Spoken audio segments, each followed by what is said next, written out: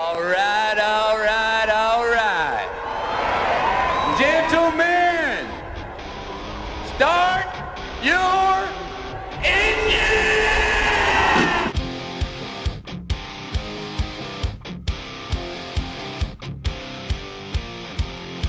The secret side of me, I never let you see.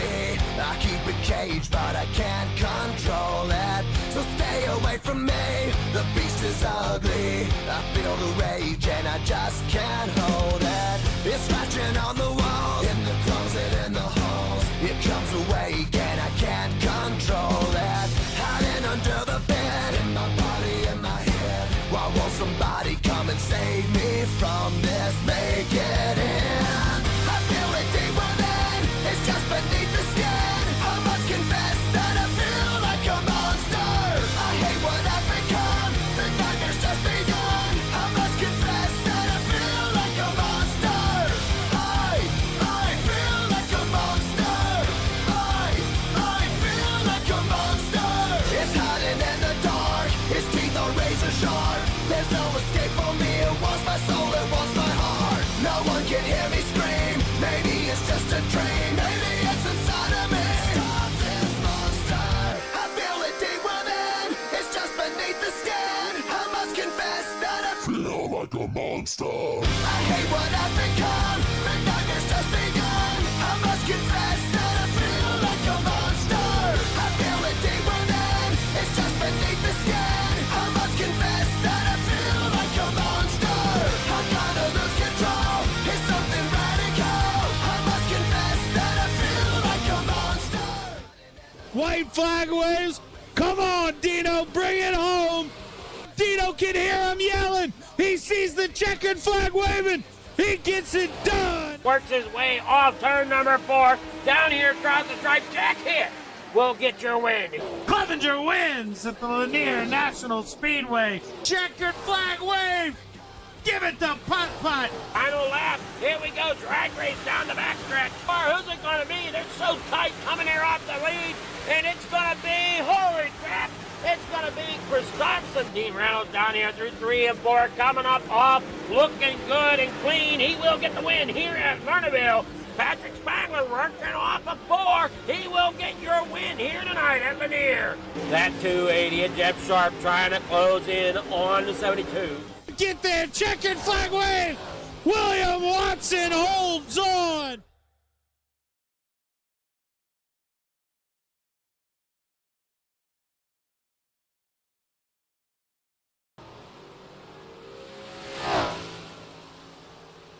Yo, yo, yo, tune in, don't miss Shaggy TV, hit him with the twist. Gang on deck, let's pick up the pace. Remote in hand, it's a cartoon race. Where are you, Shaggy TV? Catch the vibes, come roll with me. Jinkies, yeah, it's action-packed. Scooby snacks and a mystery crack. Flip the channel, hit the screen. Velma's got the clues, keep it clean. Fred in the whip, Daphne looking mean. Shaggy on the snacks, munching every scene. Zoinks, got ghosts in the room. Monsters lurk, smell the cartoon fumes. Fog thicker than my uncle's perfume. Solve it quick, then straight to the tune. Where are you, Shaggy TV? Catch the vibes, come roll with me. Jinkies, yeah, it's action-packed. Scooby snacks and a mystery crack. Spooky vibes with the laugh on top. Masked villains, every case non-stop. Trapdoor falls, but the plan don't flop. To the laugh track, tick tock, tick tock.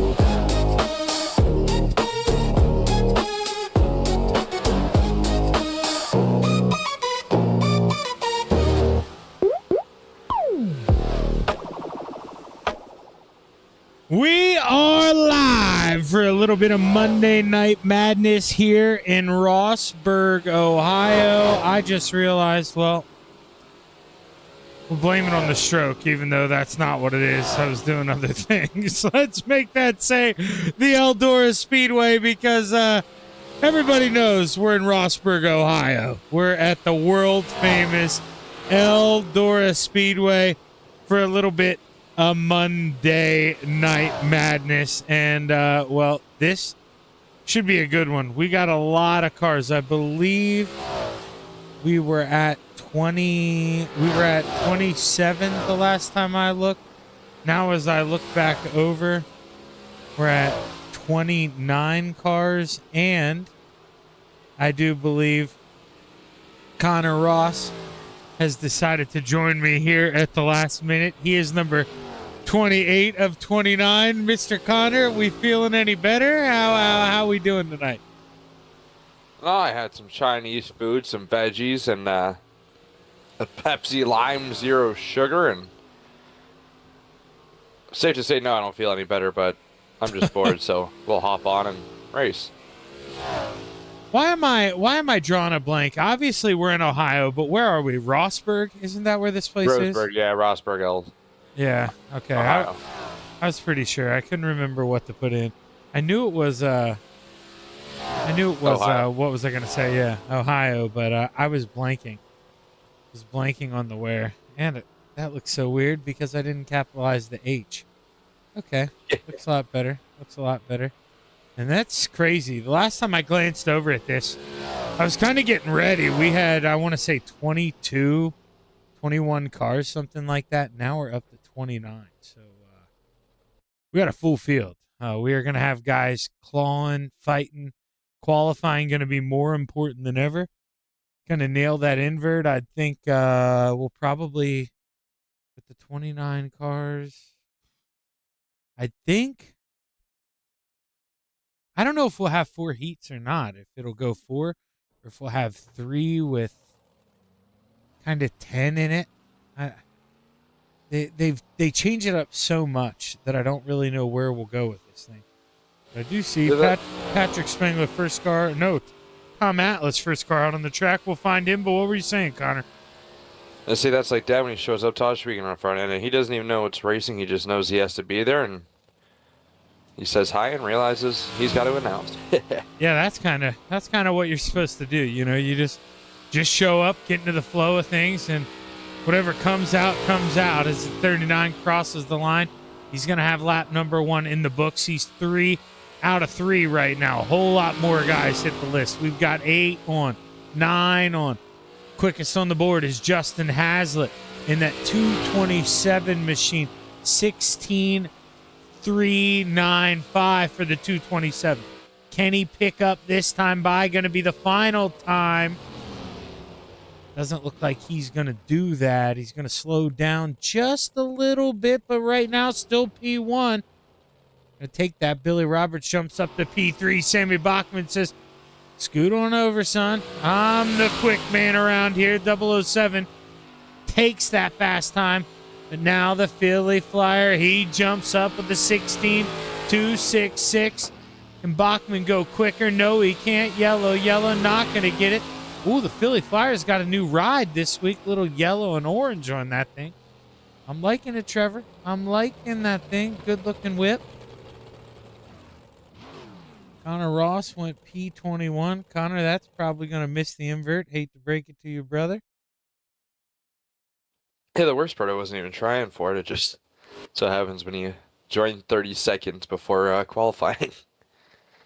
Scott Thomason, he's not going to be able to finish up here because, well, we hit the meter there on qualifying, run out of time, and we are only going to have 3 groups of qualifying. That's kind of what I was thinking.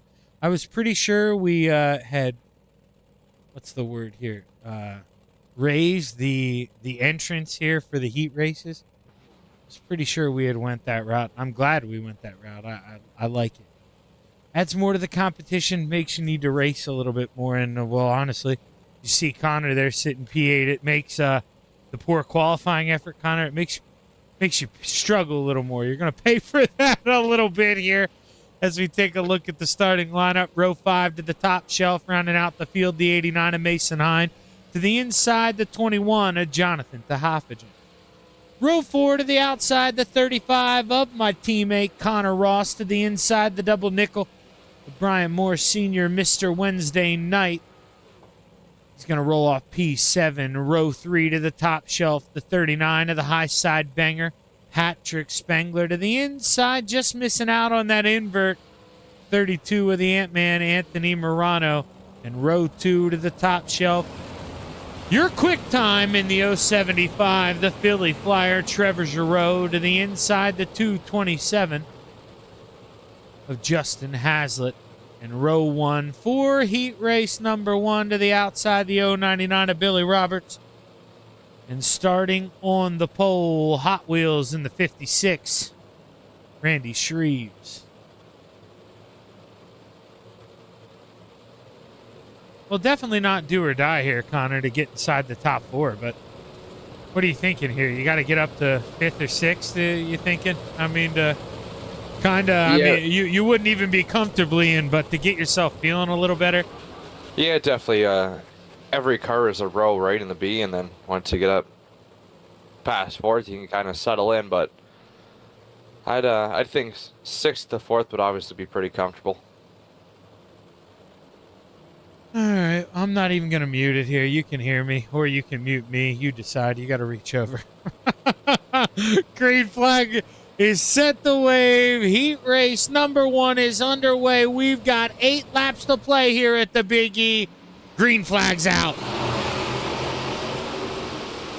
That 99 hooked up right away. He's got the early lead off of 2. Battle on for the final transfer spot, though. Hazlitt, Morano, side by side in the 39. That's Patrick Spengler. He's back to P10, and look, shining like a rose there. Connor Ross, where'd he come from? He's flirting here for P4. Got to lift out of that loud pedal. To stay in to survive now, Hazlitt looking to the outside here. Justin may get one back, but still, it's a good jump for Connor. You got to take him while you can get him, and I think he'd be happy with this. Grand scheme of things, up a lot of spots, and meanwhile, Billy Roberts having his way, coming to 5 to play. Ooh, Trevor Giroux down low. Thought it was going to be 3 wide for a second. Randy Shreves thought the best of it there, tucked up in line behind the 32 of Anthony Morano. Meanwhile, that 75 still going to work, trying to inch down low, seeing if he can make it work. Cross flag, set the wave, 4 to play. As that 227, he's got the toy wound up. Justin Hazlitt battling for this final transfer spot. You see the 075, man, he was the quickest car on the racetrack in qualifying. Now he's not even in a transfer spot. Clinging on to 5th place, trying to make this A main, the 227. Gives a shot to the 56. Where's he going to go? Connor Ross may have the best seat in the house, and they're coming down to 2 to go. What are you going to do? Little contact between the 227 and the 75, excuse me. White flag set the wave. Billy Roberts coming to the final trip around the Big E here. One more time around. You can't be lazy. You got that 32 right behind you. He's tucked in. 0.2 of a second. Does he take a peek? He's going to look low. One final swing of the baseball bat. Checkered flag set the wave. Brian Roberts holds on. He gets it done. Morano, Shreves, and Hazlitt, your top 4. Giroux, Ross, Moore, Tahaffagen, Hine, and Spengler to the B. Well, I was kind of hinting, and I think you kind of felt the same way. You were probably going to the B main, but that's, all in all, running up the P6, that's a pretty good heat race, I'd say, for you. Yeah, I'll definitely take it as they made some contact there, and I was just able to sneak by, and I had tried to duck under a crossover on Giroux, from the top to bottom, and misjudged it when he was sliding up, and I tagged him in the bumper, so sorry about that, but I definitely won't complain in 8th to 6th. Well, starting on up for heat race number 2 for your 358 modifieds. Who are we sponsored by? I put the logos up for this, and that's right, Stever's Garage and M&M's. Oh my God, it's painting, right? I think it's M&M. Oh, Customs. That's what it is. That's who's sponsoring the 358 modifieds this year. I'm telling you, by week 4 or 5, I'm gonna have that memorized. For row 5 to the top shelf, the 883 of Bud Molyneux to the inside, the Strut in the 066. Mike Guido, row 4 to the outside, the 76 of Ryland Banks to the inside, the 147 of Michael Vecchio. Row 3 to the top shelf, the 051 of Putt Putt, Clay Christopherson to the inside, the 79 of Dino, Dean Reynolds. Row 2 to the outside, the 007 of Sammy B, Sam Bachman to the inside, the 19 of Harold Klump in row 1 for heat race number 2. To the top shelf, the 015 of the Missile, Mike Stryker, and starting on the pole, the 06 of Scott Thomas.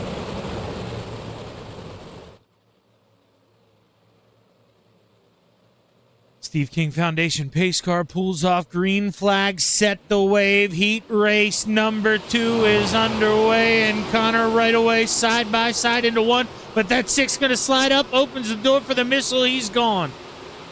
There's some contact down the backstretch as Dean Reynolds looks to slip into the 3rd position. Yeah, taking advantage of the contact there between the 51 and the 007. They're teammates, man, and Dino says, well, if you two are going to mess up, I'm going to take advantage. He slides up there into 3rd. He makes a little contact there with the 06. He's got to bite the bullet. He's in the middle 3 wide. Man, that 883, Connor up 6 spots. He is on a roll. Yeah, he's just super smooth, and luck's kind of falling into his plays there. Dean Reynolds threw a slider a few laps ago and just tagged the back of the 15, and 883 was able to sneak by, so he's playing it safe and smart. 3 FTM guys right now on the outside looking in, man. They'd be going to the B main. I'll tell you what, at the beginning of this story, I would have never guessed, those pages would be written that way. And if they could do anything to change it, they'll sure as hell do it. But, Connor, they're running out of time. Only 4 more laps to go. I mean, they're all winding it up on the outside. Here they may come get some. What are they going to do? It looks like it's a race at Talladega or Daytona with those guys. It's Hendrick Motorsports up top, and Mike Stryker is got a commanding lead in heat race 2 here. Yeah, he is almost out to a full second. Meanwhile, contact there for P2.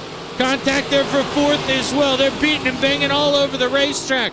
The 6 machine going to slide up into P2. Bud Molyneux cuts back underneath. Connor, 2 sticks in the air, 2 to go.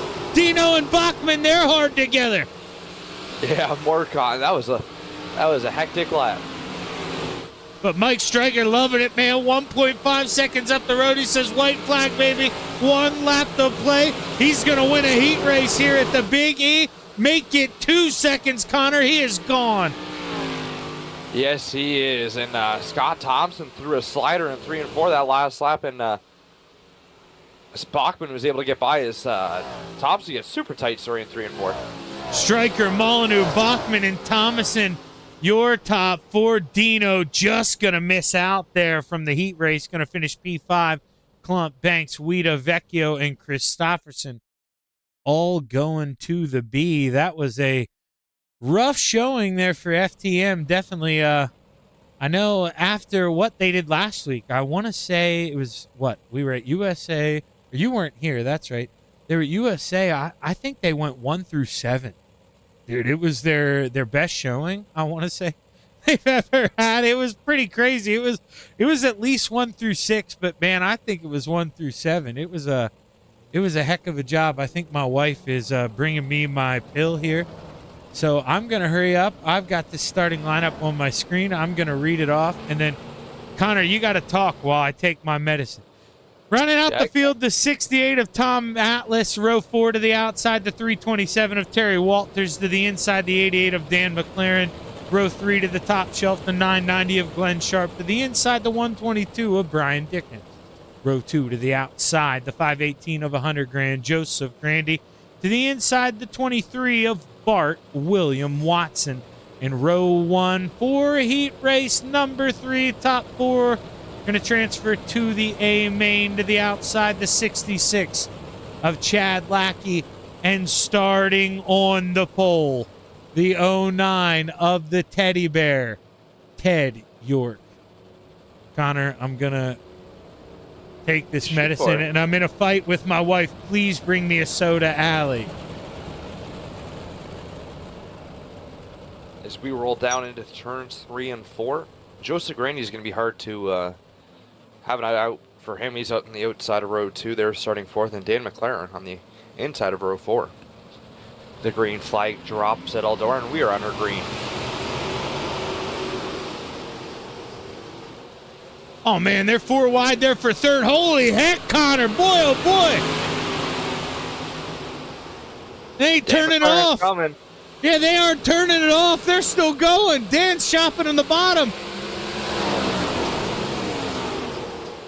Now, did you think that's down there? Is anybody right now in the race car thinking that the bottom is down there? Because me personally, Connor, I'm thinking it's up high. I would never think to look that low. The momentum is just way too strong, but I bit my own what's the word? My own words, but here we go. We're 3 wide down the back stretch. Oh, man! Dan, how did he make it out of there alive? The teddy bear. He's in the pits. He had to tow that thing. We're still beating the hell out of each other. And Brian Dickens, welcome back to 2nd.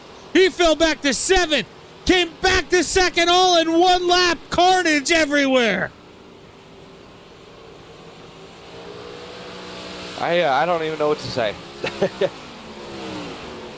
I don't either. All I know is your friend up north there, he's leading the way, and I don't know if he's got this thing locked up yet. I mean, he's got an 8/10 lead, but, man, that 122, he's on the prowl, man. He's got his head down. He's got 3 laps to go get this thing.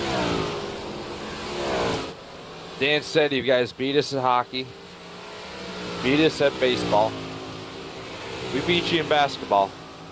We're going to beat you tonight. You know, that's absolutely crazy. If I was hammered drunk ridiculous. at a bar, Connor, there'd be no way in hell I would guess. First off, obviously, the hockey, everything is a recent. I would remember the hockey. But the basketball, there's no way. That's wild. You know, USA actually has a really good hockey team. They've got phenomenal players, so that was an awesome game still. White flag is waving. We've got half a lap to go. Brian Dickens, he's going to get there, but he's running out of time. Not going to be able to get around. Checkered flag going to wave. Dan McLaren's going to win this thing. Brian Dickens, Terry Walters, and Tom Atlas, man. Unbelievable. That's your top 4. If you had that, I mean, you're probably a millionaire right now. If you wrote that into the lottery. I don't know what that paid out, but that's crazy. I don't know what that betting slip would look like. 18 cars wrecking each other on lap 4, and that it's wild. Now, what am I thinking here? So we had 12 in. Yeah, we'll take 12 here. So 5 gonna go home. We got 17 cars here. 5 gonna go home. Oh, whoop. That's right. I gotta click on somebody first now after that update, or else the grid doesn't want to pop up. Let's take a look here at the starting lineup. Rounding out the field, Clay Christopherson gonna bring up the tail in the 051. Row 8 to the outside, the 39 of Patrick Spengler to the inside, the 09 of the teddy bear, Ted York. Row 7 to the top shelf, the 147 of Mike Govecchio to the inside, the 89 of Mason. Hit him behind. Row 6 to the top shelf, starting in that final transfer spot, the 518 of 100 grand. Joseph Grandy to the inside, the strut in the 066 machine. Mike Weeda. Row 5 to the outside, the 21 of Jonathan Tahafajan to the inside, the 66 of Chad Lackey. Row 4 to the outside, the 76 of Ryland Banks to the inside, the 55 of Mr. Wednesday Night, Brian Morris Sr. Row 3 to the top shelf, the 990 of Glenn Sharp to the inside, the 19 of Harold Klum. And row 2 to the outside, the 35 of Connor Ross to his inside, the 23 of Bart William Watson. And on the front row, a set of Full Throttle Motorsports teammates. On the outside, Dino in that 79, Dean Reynolds. And starting on the pole, Got the 075 of the Philly Flyer, Trevor Giroux.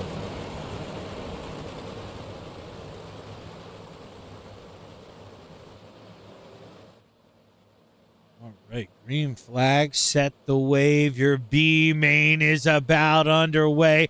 10 laps to play. Top 12 make the show. Let's go.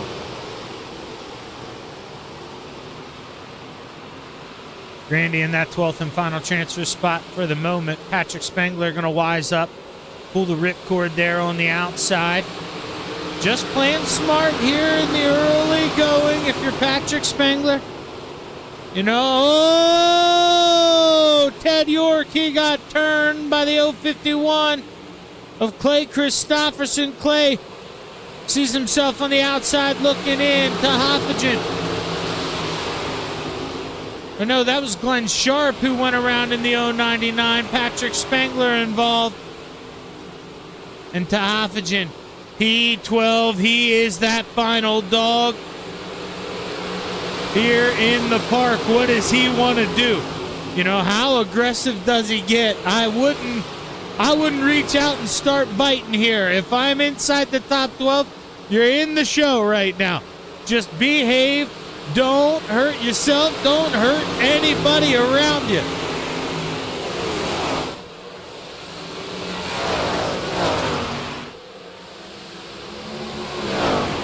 Philly Flyer leads this thing. Dino hanging on to P2, but the man in third just kind of shopping way down low.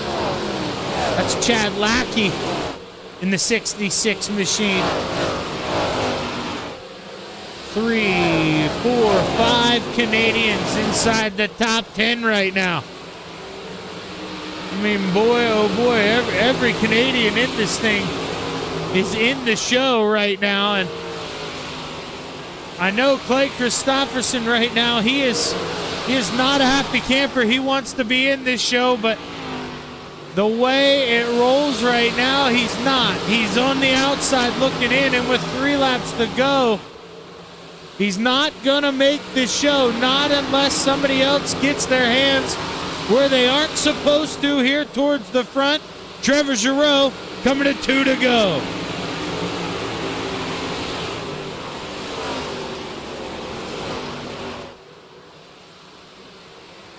75 looking to peak it here. What can he do? One more trip around as the white flag waves. He's got one more lap to go. I mean, that car is beautiful.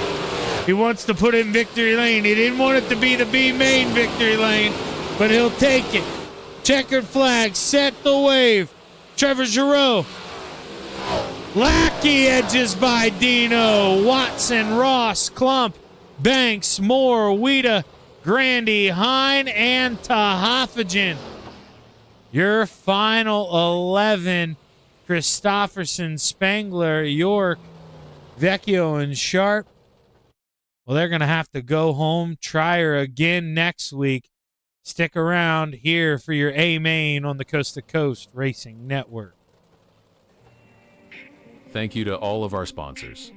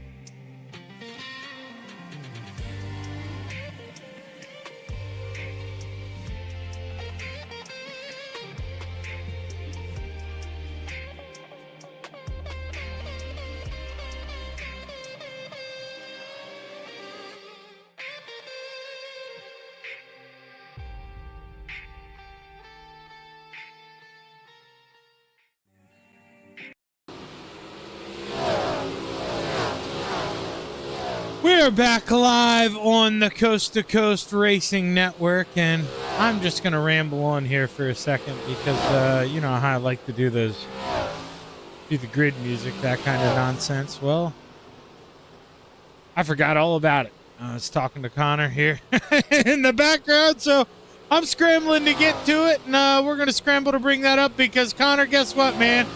It's time to do a little racing here at the Big E in some 358 modifieds for M&M Custom Stever's Garage 358 modifieds. Let's get ready to take a look at our starting lineup. Thank you, Connor. You know, bro.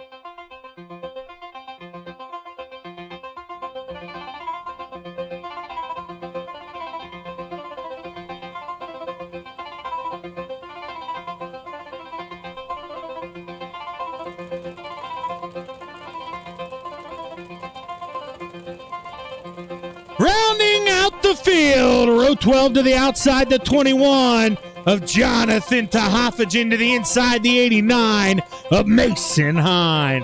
Row 11 to the top shelf, the 518 of $100,000, Joseph Grandy to the inside, the 066 of the Strut, Mike Weeda. Row 10 to the top shelf, the double nickel of Brian Moore Sr. to the inside, the 76 of the Hot Shoe, Ryland Banks. Row 9 to the outside, the 19 of Harold Klump to the inside, the 35 of Connor Ross.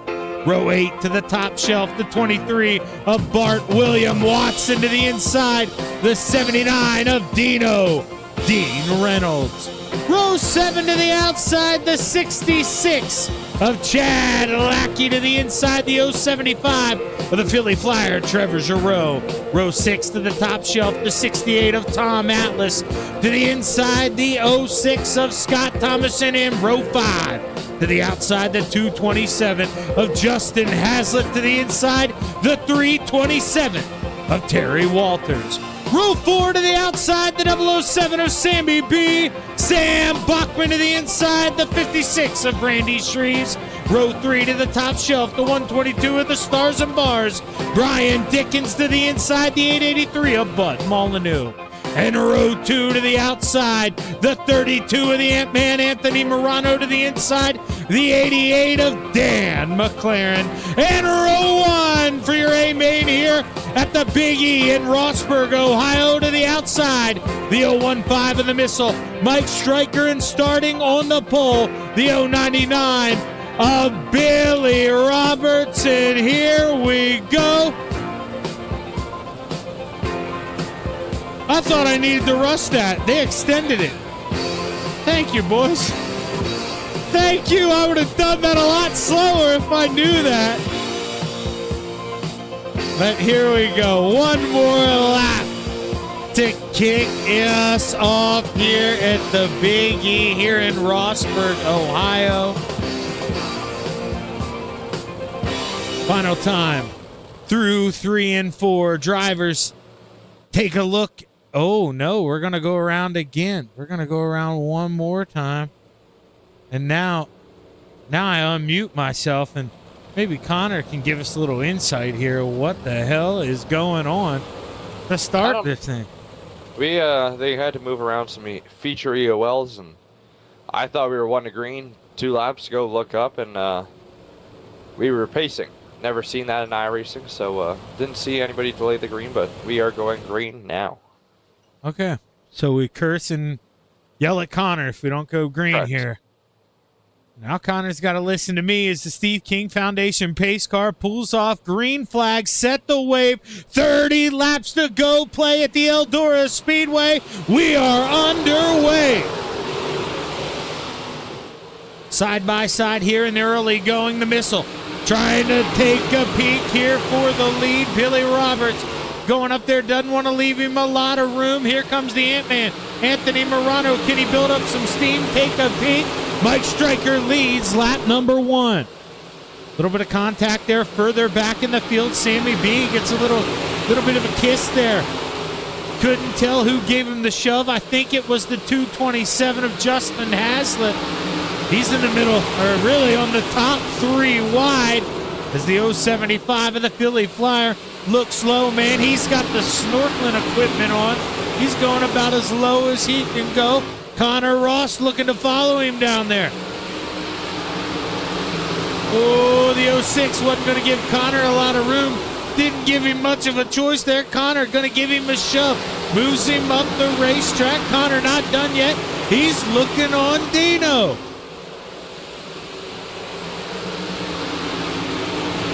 Sammy B, where's he going to go? He's going to look low. Slide job over the 122. The Stars and Bars looking to cut back underneath.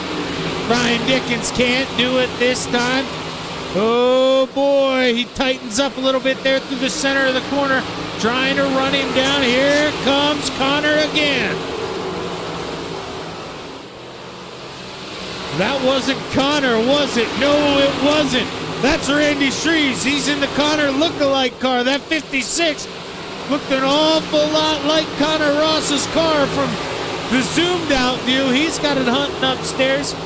Trying to peek around Dan McLaren. What can he do? See, it's dusty down here, man. You get in this view, you can't see nothing worth nothing. And meanwhile, the Missile out front leading the way. Who is that way down low? That's Mr. Wednesday Night, Brian Moore Sr. He's going to get off the track, pull out of the way. As he goes a lap down, his race all but over at that point. It's Connor on the bottom, 4 wide, the 23 trying to shove his nose in there. Boy, oh boy. You've got dirt, they're going to put a race car on it here at the Big E. The 122, he gets nudged up by that 66 of Chad Lackey.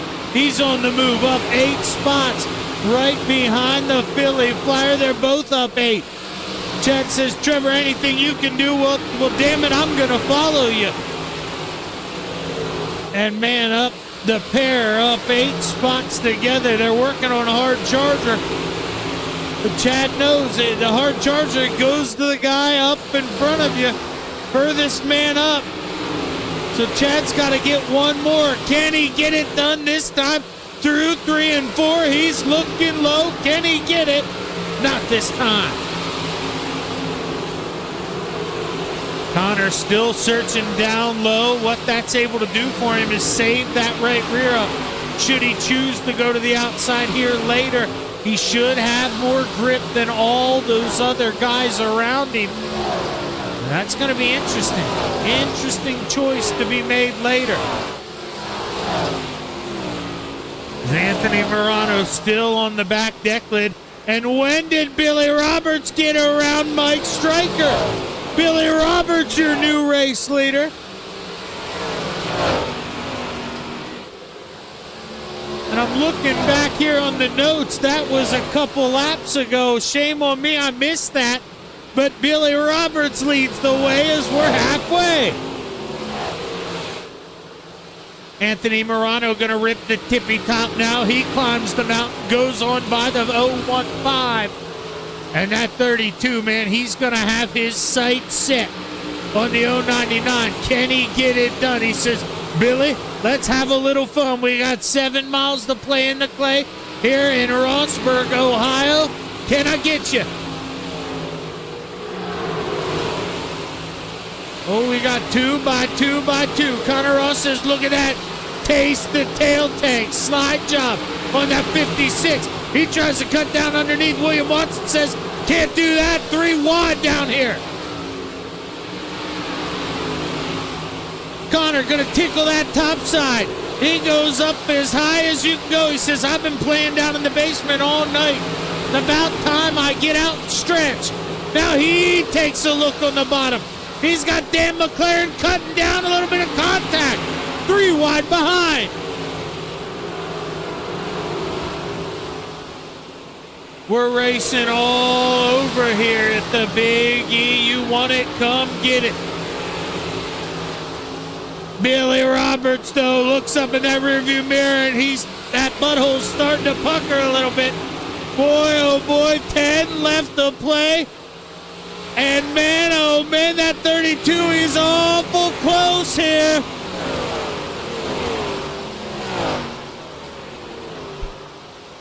Anthony Morano, he's tickling it. He's tickling it. Gonna go to the top side. Gonna cut down. What kind of move do we have? Go to the backside. We don't have a move. We got a caution flag. Pile up going into 3. Scott Thomason, Joseph Grandy gonna be involved in our first caution flag of the night. And Connor, crack open a water. Take a break. Boy, Jesus. oh boy. Oh, man. Scott Thomason does that himself. Nowhere for Grandy to go.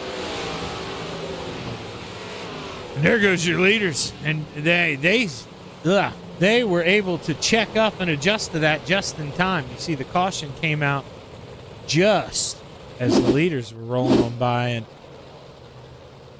oh, man, Connor, these ones are fun, man. But at Eldora, you know it, I'm an honest guy.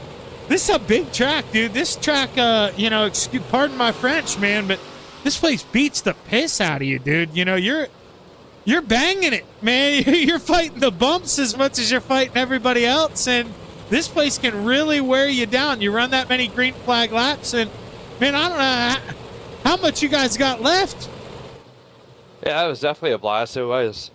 I find running the wall is way easier than the bottom. Just in warm-up, I couldn't stop hitting the pit exit opening, and I think there's a few laps where I just about destroyed my car and 40 others, but it definitely is demanding.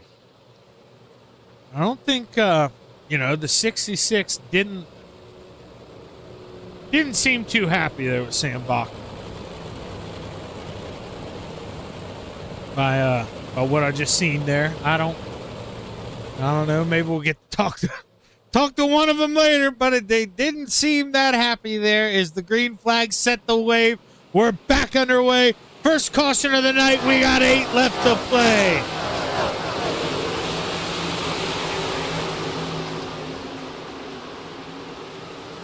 That was a good restart there for Billy Roberts. He gets to open it back up a little bit, about a 2-lap gap. And that's what he wants to do here. He wants to open it up. Now, when Anthony gets closer, when Sam Bachman gets close here, because he's got it to the outside of the striker, man. He's got her set. Oh, and here comes the Philly Flyer. Meanwhile, I thought it was about to say battle for the lead, but not yet. Oh, man, we're going to have a 3-way here in Ohio. Make it 4. Make it 4. 5 laps to go. Trevor Giroux wants in it. Oh, Billy Roberts down low. Anthony Morano clips the outside. Sammy B going down to the bottom. He's going to shop for second. Trevor Giroux goes even lower. He's looking for third. 4 laps to go here in Rossburg. Who is going to get it? Who's going to bring it home? 1.5 miles left to play. 3 laps to go. Billy Roberts got to be perfect from here on out. Can he hold on to this thing? Anthony Morano going to make the move. Looking low. Side job. No. Billy drives it in deep. He holds it. Sam Bachman he's chomping at the bit. Give him some. He's looking to the outside. He makes the move. The 007 up the P2. Sam Bachman says, you want it? Come get it. Slide job for the lead. 1 lap to go. Billy Roberts has him by a nose at the line. Final time around here in Ohio. Billy on the bottom. Sammy up top. Looking to protect. 2, 3, and 4, side by side. Who's it gonna be? Sam Bachman gets it at the line. Sammy B leads 1 lap, and it's the most important lap here at the Eldora Speedway. Holy crap, Connor Ross! My God Almighty! That was a hell of a race.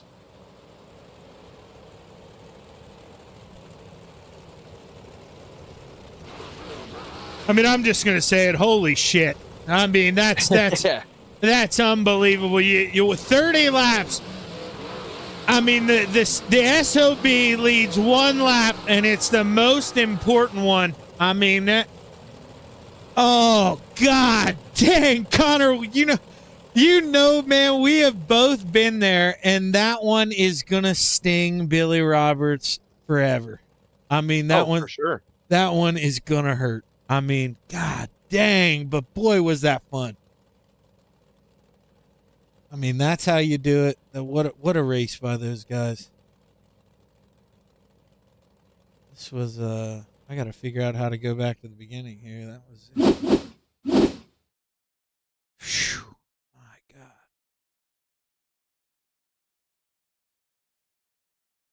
Man, and Anthony makes one mistake too. One mistake. He looked to the bottom. He didn't really send it like Sam did into 3 and 4, and Bachman said nope. If you're gonna do it like that, he filled the outside through 3 and 4, took it with what 2 or 3 to go. I mean, holy man.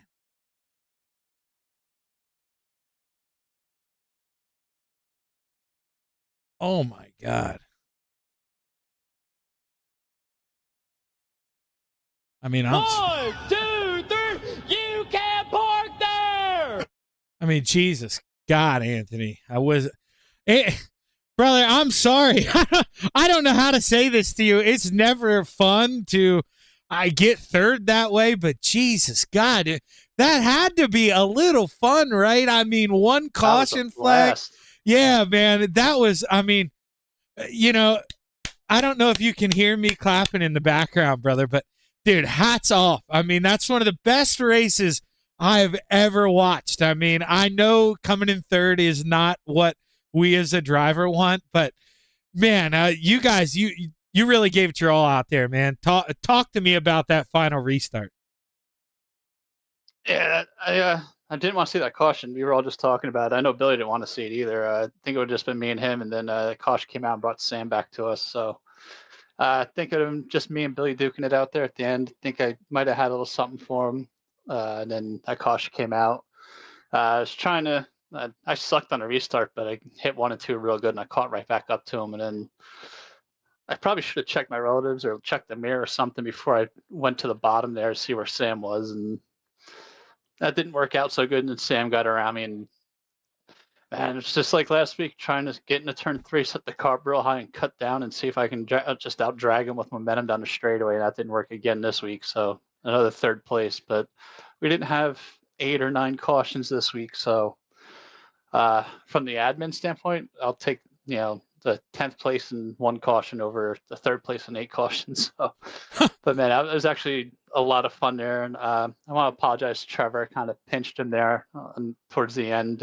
Wasn't on the game plans list, just hard racing, trying to get what I can get out of it, and kind of pinched him up a little bit. Didn't mean to do that.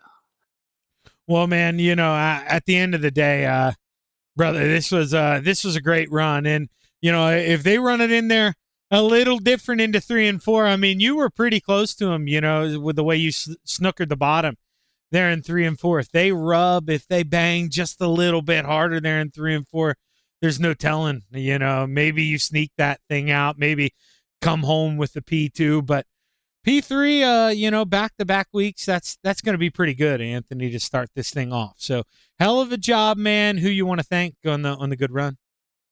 I got to thank my wife, Sherry, the boys over at FTM, Super Dare Car, Swan Speed Shop, Vertex Graphics, Expert Installation, GripPack.com, Shaggy TV. Let's see, who's the dealer for this one? M&M Customs and Stever's Garage for sponsoring the division. Shaggy for doing a broadcast. Everyone behind the scenes at Coast to Coast. You for coming out and doing the broadcast. It was a lot of fun. Well, hey, hell of a job, man. Congratulations on the good run, and hopefully you go get them here in the Renegades. Yeah, we'll try. I got to come from the back, so we'll see how it goes. Well, hey, good luck, brother. It's the Big E, man. Anything can happen. That's the truth. Thanks a lot, buddy.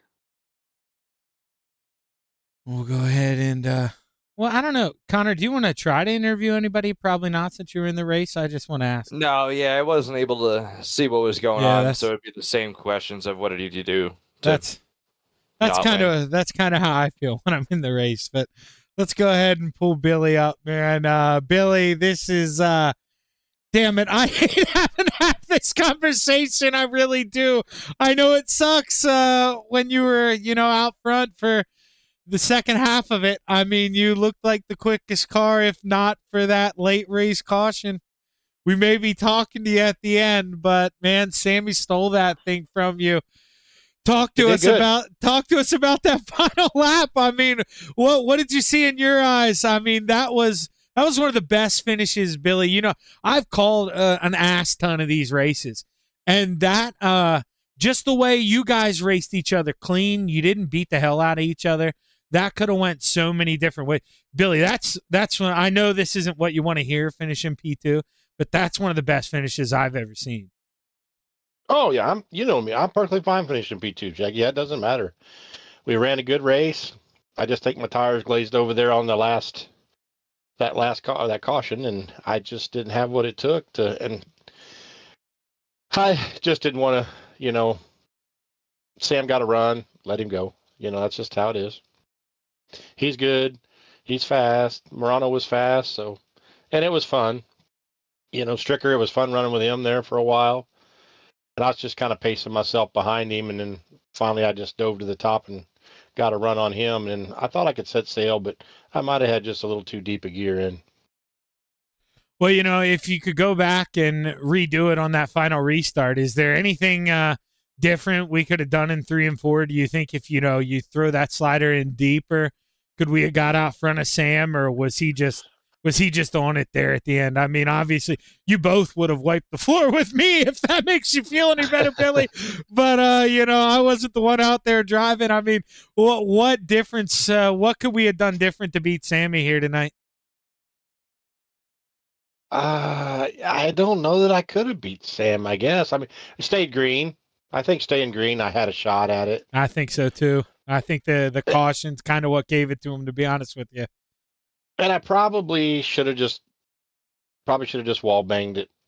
But I just don't like beating off that wall. So, well, man, at the end of the day, Billy, I don't think you can really hate on a run like this. I mean, when you're points racing this P2 here with such a big field, I mean, 29 guys, and let's be honest, Clay went home. Patrick went home. I mean, brother, there were some good guys who didn't even make the show. So to come up here and finish P2 in a 29 car field, I mean, give yourself a pat on the back, Billy. Hell of a job. Congratulations. Who you want to thank on this run, man? Of course, I thank my wife. She lets me do this all the time. Don't complain. You, Shaggy. Not for sure who the sponsor was, but thank you for them sponsoring. All my teammates over Leadfoot Mafia. And Coast to Coast for giving us a place to race. Well, hell of a job, Billy. Congrats, man. We're going to see you any more tonight in any of the sprint car stuff, or are you calling it a night? I'm going over to the Big Block Official. All right. Well, hey, give them hell over there, brother. We'll be rooting for you over there. All right. Thank you. Billy Roberts coming home with P2, but now we get to talk to this guy. I mean, this Sam, you little. I'm just gonna say it. I don't care if anybody gets mad. You little bastard! You snuck up there and you stole this thing, man. How does that feel? I mean, dude, that's gotta feel good. You've had some sneaky wins and you've had some dominating wins, but man, Anthony and Billy, they were just kind of doing their own thing out front all race, and all of a sudden, couple laps to go. I mean, you shoot by, who was that? Mike Stryker for third. And I said it then and there. There was like 4 or 5 to go. I was like, uh-oh, brother.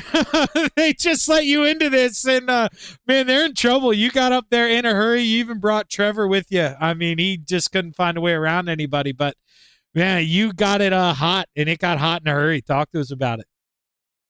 Yeah, it was just obviously, like, I felt like that caution kind of saved me a little bit. I felt like I was pretty quick before it, but it would have took some time catching up to Anthony and Billy, and I probably would have ran out some laps. So thank God for a caution because it kind of helped me out there. But I just knew I had to stick to the top because it felt pretty good or whatever, and try to run that little slider through the middle and 3 and 4 and to the top or whatever, and try to hit my marks right. And I seen Anthony try to throw a slider on Billy or whatever, and couldn't get it done or whatever. So I kind of seen my opening up top or whatever. So I just followed Billy a little bit and once got past Anthony, I had a pretty good run coming into 3 and 4. So I just threw a slider and was hoping it stuck and tried to race Billy out to the end.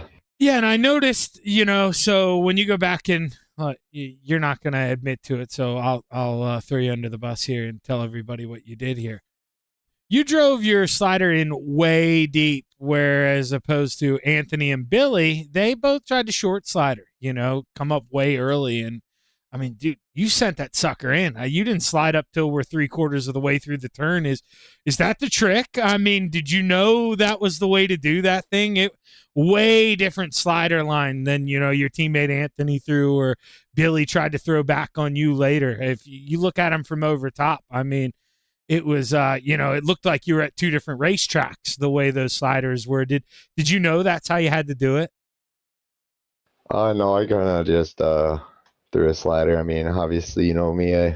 Sometimes I'm a little over aggressive on my sliders, and I throw a little in too deep. But obviously, that one just stuck right when I got to the tack or whatever. Just stopped moving and just started going. Brother, you absolutely killed it tonight, Sam. You've had a lot of wins, but I'm telling you, man, this is your best one that I've seen. This was well fought, man. Your team's good, and you had to fight your way through all of them. You had where did you start tonight? Let me look over at this. You had to start P8. I mean, you're 2 spots off the hard charger, which will go to your teammate Trevor. So pretty good run from Trevor. But this was an impressive win, Sammy. Enjoy this one because they're hard to come by, especially when you have 6 or 7 teammates as good as you guys do. So enjoy it. Congratulations on the big win. Who we want to thank? All the boys over at FTM, Gunnar at Swan Speed Shop. He's really been working hard on the dig. Dean over at Super Dirt Car Series, Expert Installation, Shaggy TV, Vertex Graphics, GG Drywall Services, and Coast Coast for putting this on. Hell of a job, man. Congratulations. You gonna run any sprint cars or are you done for the night? I mean, you should know better. Yeah, I figured. And Maybe. Park it after the victory. That's the way to go out. Hell of a job, man. Congratulations, brother. Thank you, sir.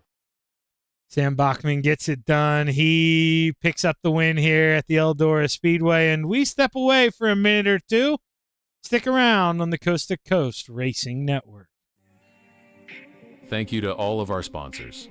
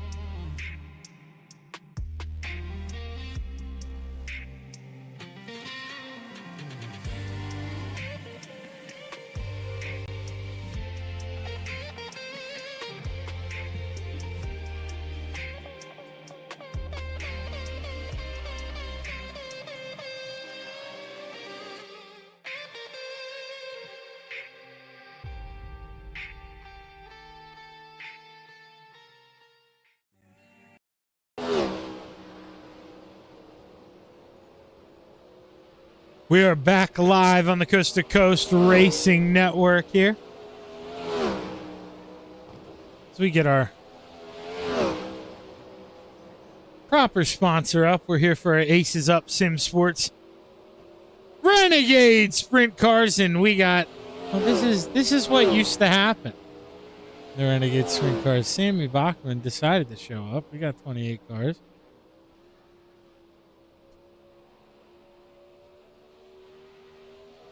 Checkered flag gonna wave. And see who we want to follow out here in practice.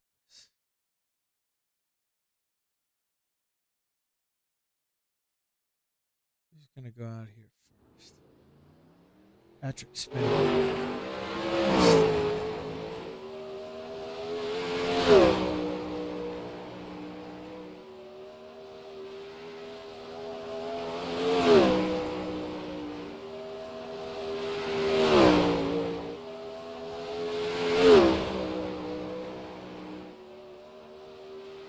Realize my trading paint shut off here as I load up into the new session. Patrick Spangler is the quickest car on the racetrack with a 13.181.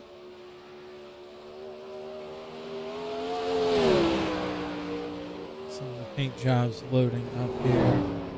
Lap number 2 on the board, even quicker, 13.12 for Patrick Spangler. Dean Reynolds going out there in that 79. He rolls around P5. Anthony Morano goes P3 as he pulls it off. Let's see, Gavin Chatham, lap 1. He goes P3. Let's see what Gavin Chatham can do here in that 99. Blake Chapman, green, purple. Good night. Good night. Blake Chapman, welcome back. Oh, he still got it. Oh, he still got it. Blake Chapman, that's quick time.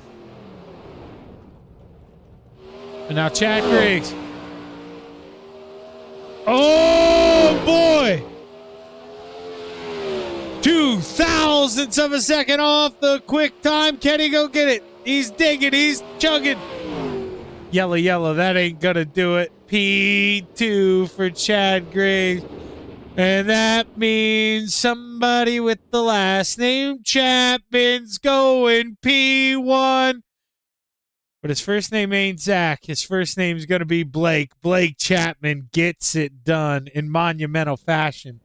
Hell of a lap, Blake Chapman. And he goes P1. Let's take a look at the starting lineup for heat race number 1. Row 5 to the top shelf, the 68 of Tom Atlas. To the inside, the 883 of Bud Molyneux. Row 4 to the outside, the 35 of Mr. Daddy's Money, Connor Ross. To the inside, the 121 of Trevor Frank. Row 3 to the top shelf, the 007 of Sammy B, Sam Bachman. To the inside, the 89 of Mason Hine. Row 2 to the outside, the 20 of your quick time, the salesman, a.k.a. the preacher, Blake Chapman. To the inside, the 518 of 100 grand. Joseph Grandy in row number 1. For heat race number 1 to the outside, the 06 of Scott Thomason. And starting on the pole, the 79 of Dean Reynolds.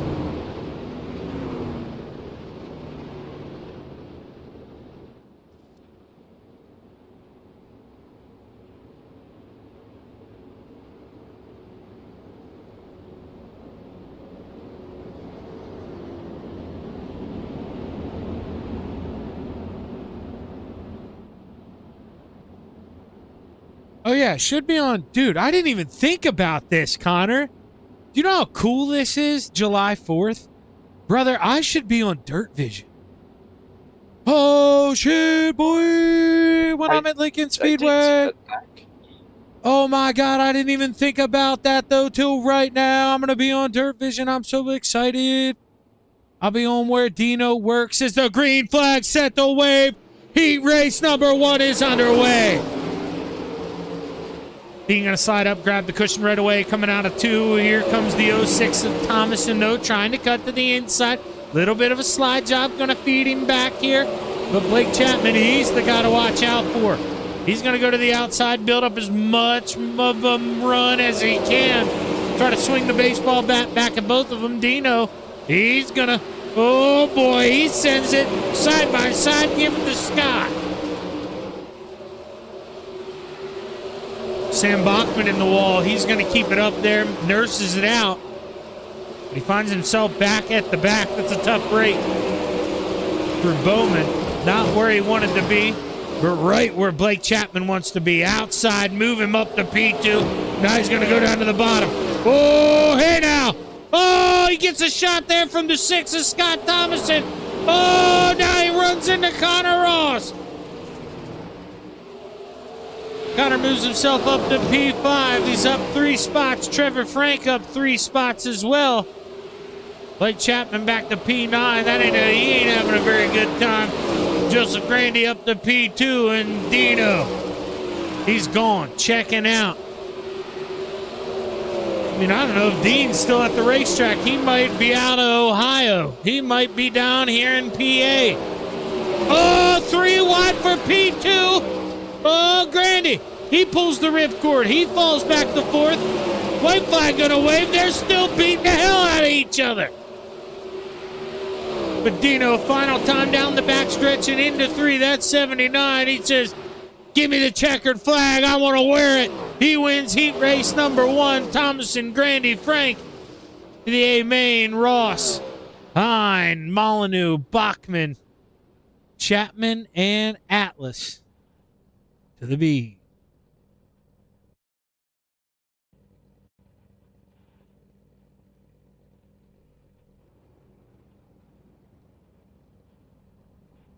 Take a look at our starting lineup for heat race number 2. 9 drivers set to take the starting lineup. Or make the starting lineup, I should say. 36 of Barry Goldner rounds out the field. Row 4 to the top shelf, the 88 of Dan McLaren. To the inside, the double nickel. Brian Moore Sr. Row 3 to the outside, the 51 of Shorty John Short. To the inside, the 49 of Jesse Bandy. Row 2 to the top shelf, the 270 of Chad Griggs. To the inside, the 99 of Gavin Chatham. Row 1 for heat race number 2 to the outside, the 181 of Jeffrey Kemper. And starting on the pole, the 9 of Isaac Bowman.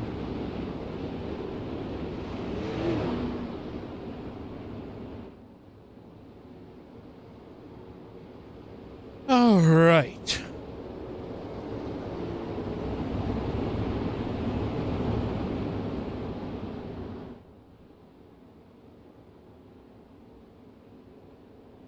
So guys are going home in this. Not going to be a whole bunch.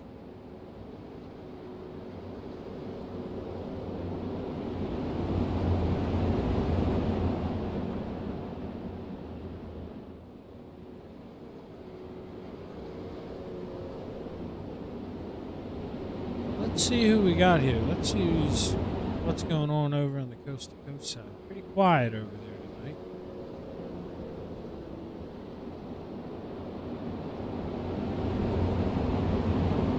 Steve King Foundation pace car pulls off. Green flag, set the wave. We've got 8 laps to play here in heat race number 2. Bowman, Kemper, drop the hammer. Green flag waves. Heat race number 2 is underway. Bowman gonna go up, grab the cushion here. Gavin Chatham. Oh, he's stuck in the middle 3 wide. We got Trent.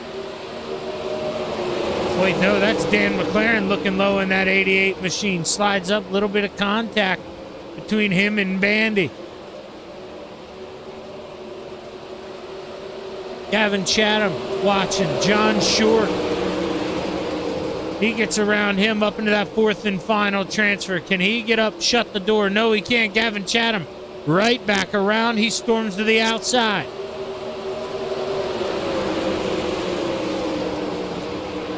Ooh, Chad Griggs trying to look underneath me and Connor's teammate there, Jeffrey Kemper, but Kemper doing a good job of holding firm right now, man. And Kemper, he's looking pretty good.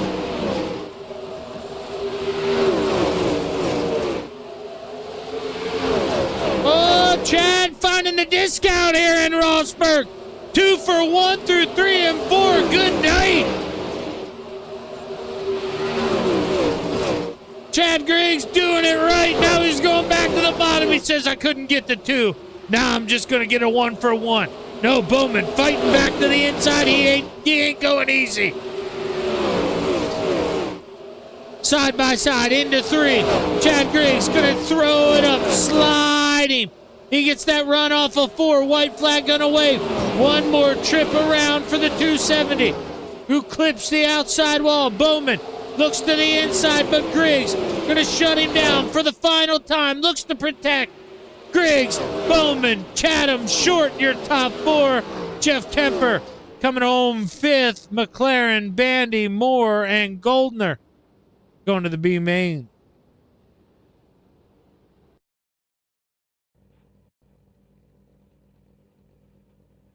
Let's take a look at this final starting lineup here for heat race number 3. Inside of row number 5, that 7 machine of Bob DeGood. Row 4 to the top shelf, the 56 of Randy Shreves. To the inside, the 016 of Jeremy Christensen. Row 3 to the outside, the 217 of the gentleman, Jack Hitt. To the inside, the 75 of the mayor, Steve Bixler. Row 2 to the top shelf, the 39 of the high side banger, Patrick Spengler. To the inside, the Ant-Man, Anthony Morano in row 1. For heat race number 3 at the Big E, here in Rossburg, Ohio. To the outside, the 11 of the Goose, Chad Cote, and starting on the pole, the 09 of the Teddy Bear,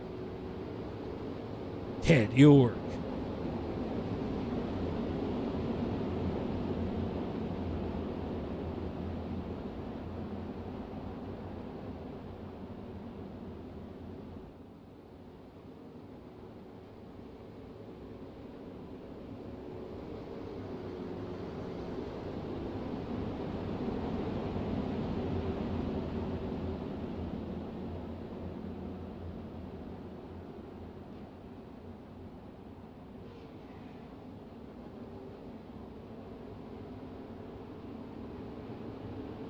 Green flag waves. Heat race number 3 is underway. Top 4 get a good start, but the best out of all of them, I think maybe that 39 of Patrick Spangler. He goes to the top shelf looking for second here right away. Can he get around that 09 of Ted York? He does.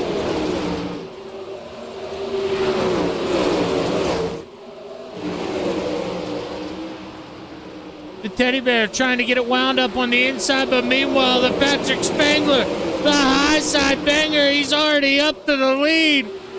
Wasting no time at all. He is, oh man, gone. Good night. Have fun, Patrick.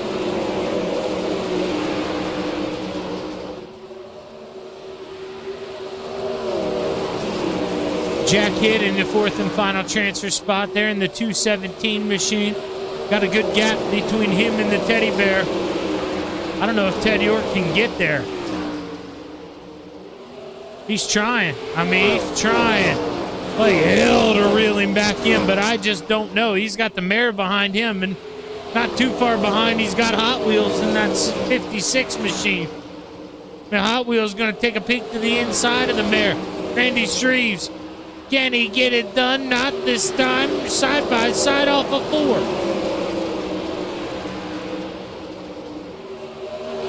Patrick Spengler rolling through 3 and 4. Right outside on the rim. White flag gonna wave. He's got 1 lap to play. Battle on for second. Anthony Morano may be able to take a peek here on the Goose. But it's all Patrick out front, just testing a little bit. Goes low for the final time around the racetrack. He gets it done. Spengler, Cote, Morano, and Hit. Your top four. York, Bixler, Shreves, Christensen, and DeGood. They're going to the B main.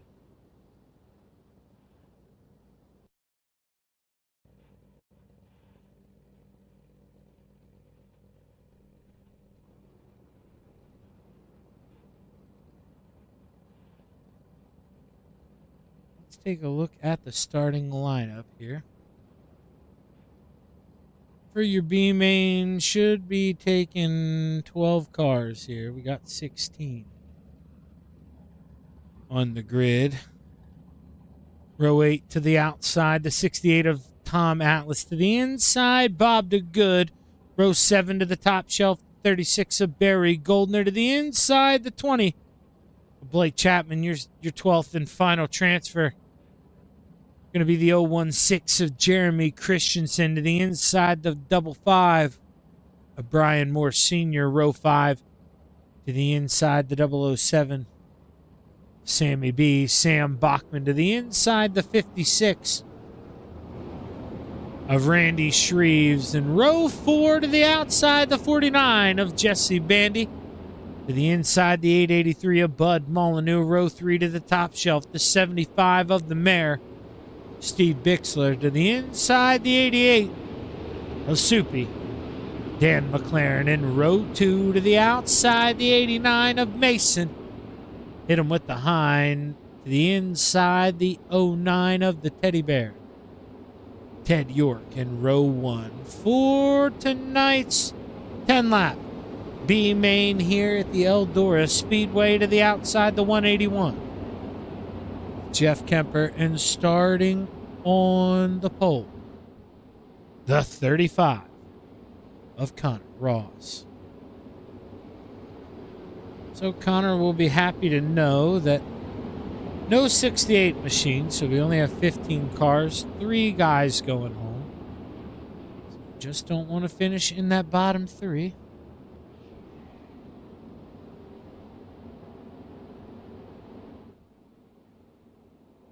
Steve King Foundation pace car pulls off. Green flag waves. Your B main is underway. And I just realized I had teammates on the front row. Boy, I blew that call. Could have done so much better with that.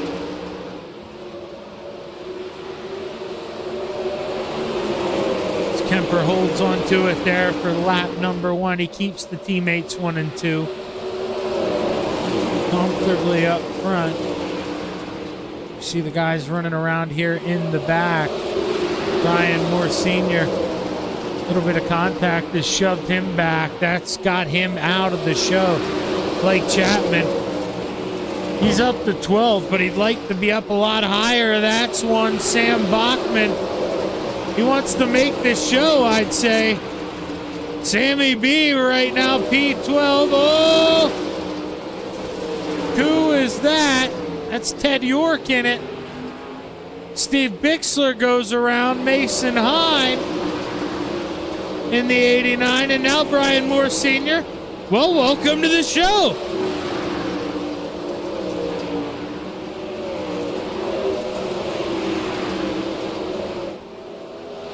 Connor Ross still out front. Jeffrey Kemper still P2.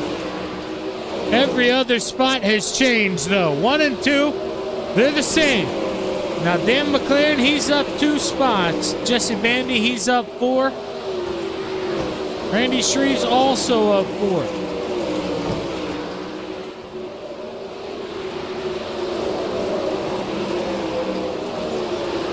Mason Hine, he is trying to run down Brian Moore Sr. He's only got 3 laps to get himself in a transfer spot. Can he do it?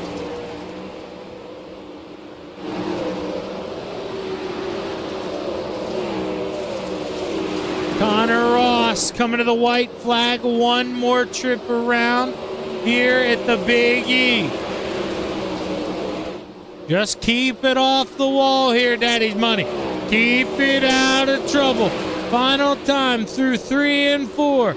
Checkered flag, set the wave. Connor Ross wins the B main.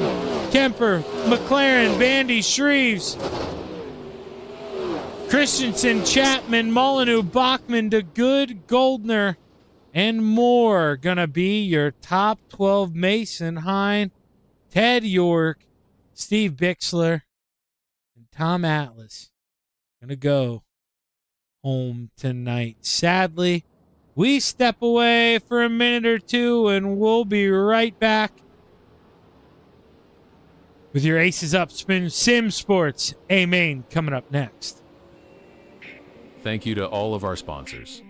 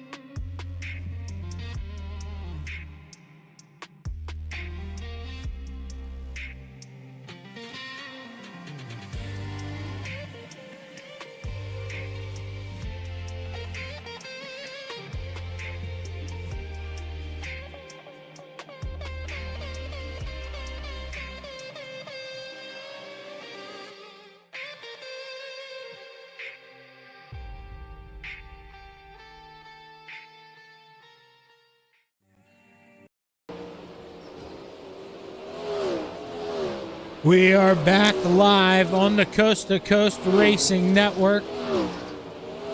And it's almost that time to go play for 35 laps at the Big E for your Aces Up Sim Sports Renegade Sprint Car A-Main, where 24 of Coast to Coast best drivers get set to go play. Let's take a look at tonight's starting lineup.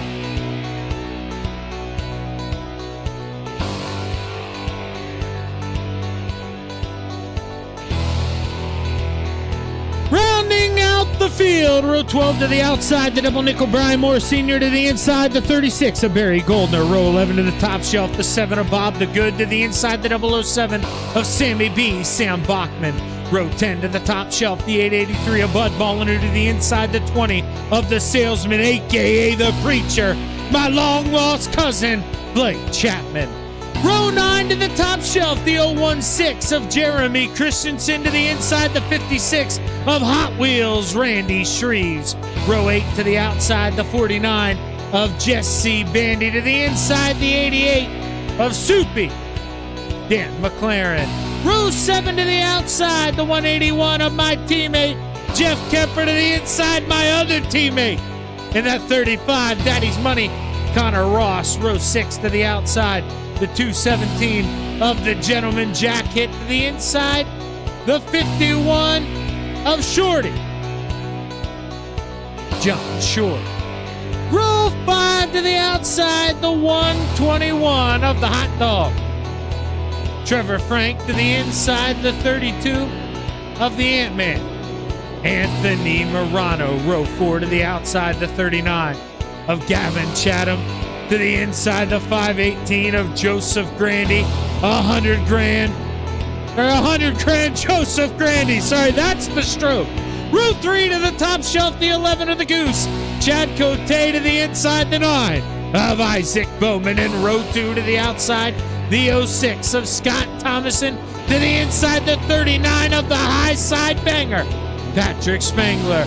And row 1 for your Renegade Sprint Car A-Main here at the Big E in Rossburg, Ohio, brought to you by Aces Up Sim Sports. To the outside, the 270 of Chad Griggs, and starting on the full, that's 79 of Dean Reynolds, as we roll through 3 and 4 for the final time. Steve King Foundation pace car pulls off. Green flag set, the wave. 35 laps to play. We are underway. 3 wide through 1 and 2. Patrick Spangler looking to the inside. Dino stuck in the middle, but it's all Chad Griggs out front. Not for long. Patrick Spangler, what are you doing? Where are you coming from? He wants to have some fun. 39 looking to have a little play date here at the Big E. Man, oh man. Trying to make it interesting here. That was nasty for Patrick. Little play date here. Meanwhile, we're 3 wide behind, and we have a caution flag. Back in the field, that's Jeff Kemper. Up in the outside wall, caution flag. Going to come out here at the Eldora Speedway. Let's see if we can get it on the right camera first there. Oh, Jack hit. He got a little squirrely. It came down. Jeff, yeah, he just gets plowed into by a couple people. Kemper, nowhere to go. Anthony Morano couldn't do anything. Bud Molyneux couldn't do anything. Just a tough break there for those guys. Kemper needing to sit, bring the caution flag out, but he is able to get down pit road, kind of get the quick repair, get this thing taken care of.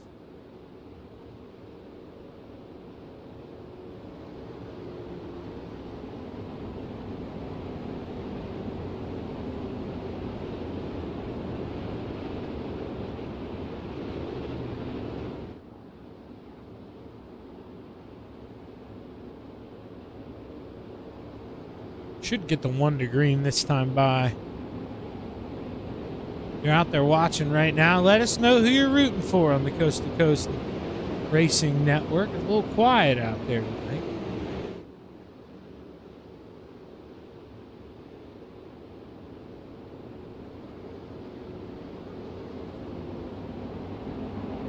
It's a little quiet out there tonight. Steve King Foundation pace car set to pull off. Green flag will wave. Chad Griggs cracks the loud pedal. We are back underway.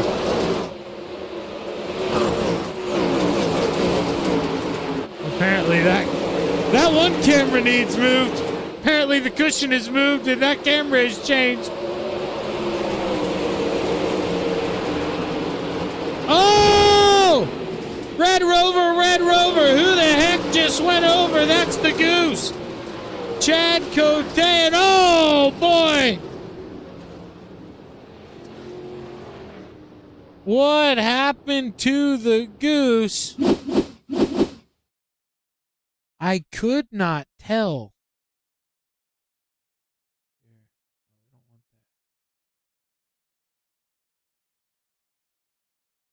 So I couldn't.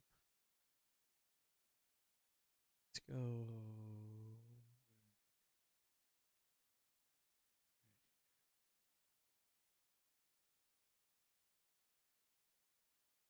Yeah, just kind of buckled in weird when it kind of happened, but contact definitely happened. But when Scott did it, he quit coming up. You know, he didn't drive through it, but the initial contact was definitely enough that it sent the Goose flying, and Goose got his wings clipped there.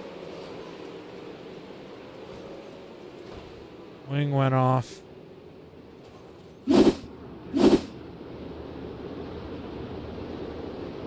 $883, he may be done. I believe that's the second quick repair for Bud Mullender.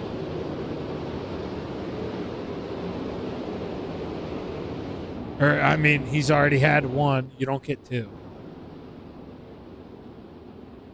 So if he would need a quote-unquote second quick repair, that would be it.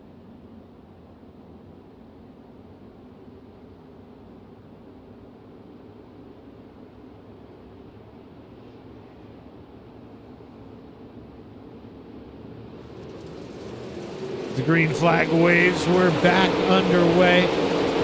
Chad Griggs. Oh, Dino got in there, skirted up into third. That's a good move there by Dino.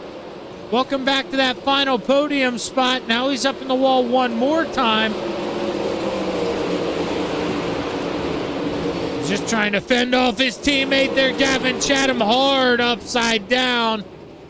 Big wreck there for John Short. Could not tell how that started, if it was in front of him, if he got contact into it. I couldn't tell here. Let's see from this angle. He comes down across the 9 of Bowman. He's got a little loose, and both of them going to get a shot of that thing. The 88 of Dan McLaren, he's able to avoid it, but he slides up in front of the 32. And Anthony Morano goes around.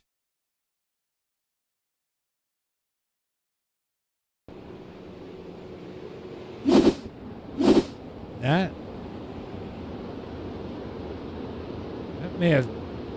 may, I couldn't tell what kind of damage Anthony has, but that may do it. I just now remembered to unmute myself, and well, I maybe shouldn't have unmuted myself because Connor was doing good.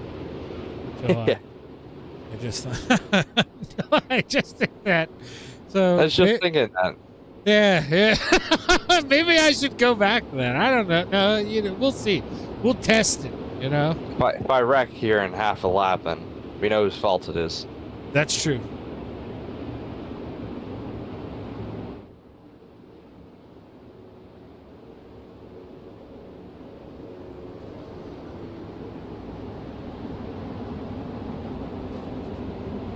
Should be going back green this time by. I look for my damn camera button. There we go.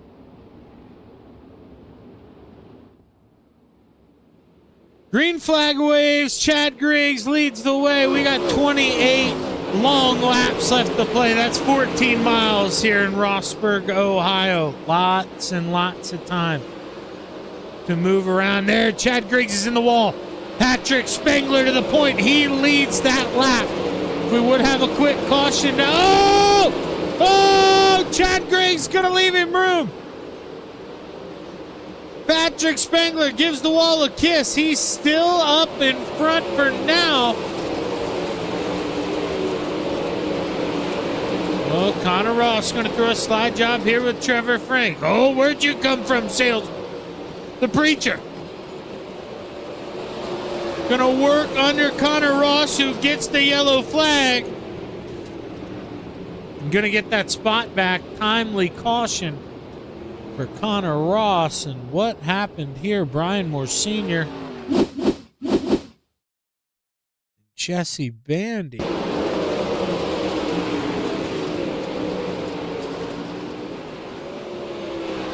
Oh.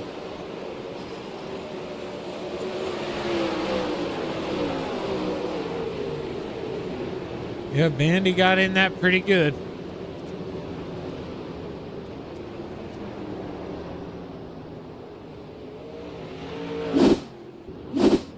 Bandy probably not a happy customer. After that one. But his teammate Gavin Chatham, I don't know, he may be happy with these cautions. He's been able to take advantage. He's up 5 spots. Himself up to 3rd. Connor's up 7 spots though, up to 6th. You were up 8 spots, though. You were inside the top 5 at one point in time until the hot dog man got you. Yeah. We just got to stick to the top, I think, unless there's lap traffic or double file restart. Single file, we're up around the lip, and unless the bottom somehow comes in, which I'm hoping. Yeah, you better watch out. You know who's behind you. I just noticed that. I don't even need to tell you that. Green flag set the wave. We're back underway. Got 25 left to play. Patrick Spangler, the man out front after a Chad Griggs mistake. Can he hold on? That was a lights out restart there from the 39. Gonna go up. You got to bang this wall down at this point in time if you want to be fast. If you want to be up front leading the race, that's where you got to be. Dino hanging on to P4. There's more contact there, though, in the back. We're not done wrecking. This is an absolute caution fest. And it seems like, I mean, Connor, you could speak better than me.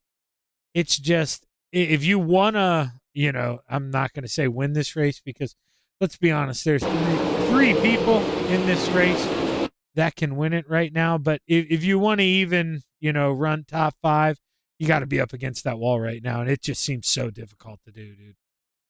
Yeah, it's you definitely do. It's a thin line exiting 2 as well. If you go on my car, on cockpit or anything, I'll show you when we come here on exit of 2. You can also just see the cushion built up against this wall. But as you go through the center of the corner, there's some tack right up under me, and then here. But here is where it gets really narrow because that wall comes out, or comes in, sorry, and then dips back out, going down the back stretch. So you just got to be really careful you don't tap that right rear when it dips in, because that will break something. And it's just, man, it's so tough, you know, and there really are there are different guys doing different things. Like, as I don't know what you're doing, Connor, if you're ever 100% throttle, but there are definitely guys wanting to find 100% throttle right now, whereas opposed to, you know, Patrick Spangler, Chad Griggs, they may not be. You know, I don't know what the right answer is. I truly don't. I can what tell the you fast I'm guys are looking on doing. entry until the car wants to plan and continue straight. Then I get into 75, and if I need more, I'll grab more. But We're back underway here at the Big E. 23 left to do it. Well, what is that? That's 11 and a half miles. I mean, long time. Chad Griggs up in the wall hard. Oh, man, Dino gonna get around him maybe. Gavin Chatham was able to. Connor, he's got the spoon out. He's gonna scoop. Couldn't get the inside to work, though, and he's gonna lose a spot. Not what he wanted to do there, and man, that's gonna hurt Connor at the end of the day. Now he watches Dino get the wall, and the hot dog. Trevor Frank, hot dog, hot diggity dog. Oh, Blake Chapman, where'd he come from? Oh, good night, pass me a Sprite. Blake Chapman up 15 spots. Oh, Blake.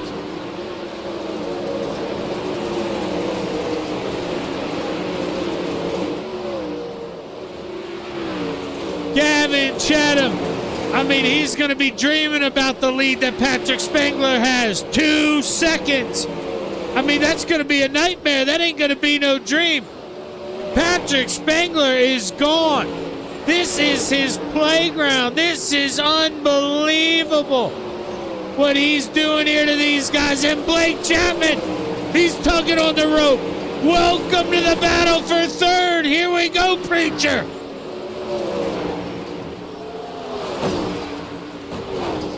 Oh, man. Can he get his followers to send up a prayer for him? Can he get up into third? We got 16 laps to go. We're about a lap over halfway here.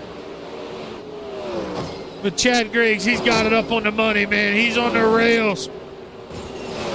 He has got her rolling. Blake Chapman going to sink her down to the inside. Nowhere to hide. Blake Chapman. Side job! Oh, he bangs the fence down!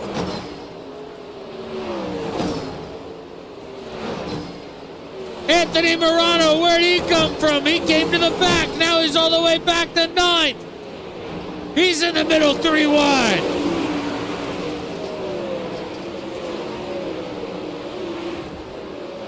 Blake Chapman trying to run down Chad Griggs, and Gavin Chatham trying to get it back, man. He's watched that lead grow to 2.2 seconds. He had it down to about 1.6.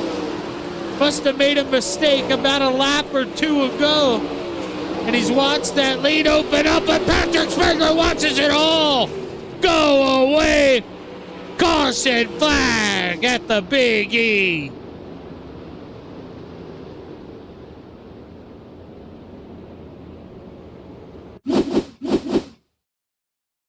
I clicked on Jeffrey Kemper. He was not the caution. It was Dan McLaren. From what I'm reading, anyway. Let's see here.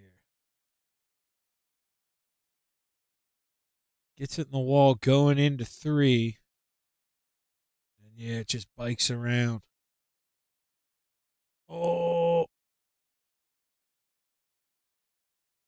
A second. Fortunately, I'm going to dip after this one. I'm not feeling too hot. No, dude, you're fine. You do what you got to do. I may sound lazy or fat or both, but Jesus, running the top here, it's a little demanding. It also doesn't help. My room is 300 degrees. But yeah, it's totally fine. I sound both of those as well, so I understand. That was weird though that was a caution, because Dan did a pretty good job of he spun that thing out into pit road.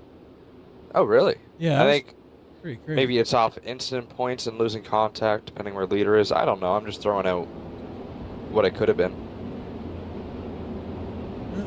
Who knows? Who knows?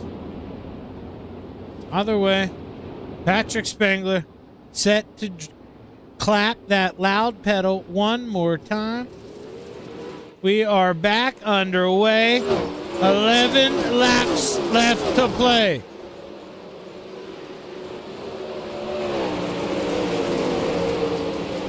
Dude, Patrick Spengler is so good right now. He is in another dimension, another realm. He has walked that thing out to 0.8 of a second in 1 lap. I mean, Patrick Spengler, calm down. So good is that 39, who has 4.5 more miles left here in Rossburg, Ohio. Blake Chapman, he's been so close to getting around Chad Griggs, but he just hasn't been able to. Can he get it? Now Gavin says, well, Shaggy, you thought Patrick was faster? No, that's what I wanted you to think. I got him right where I want him. I'm gulping at this lead. I got it at 0.4 of a second. You want it? Come get it. Blake Chapman goes for a 3rd. Slide job. Chad Griggs cuts back underneath. We're going to have a battle for the lead here in a little bit. 6 laps to go. Gavin Chatham says no! Caution flag gonna wave. And boy, oh boy, one more caution here at the Big E.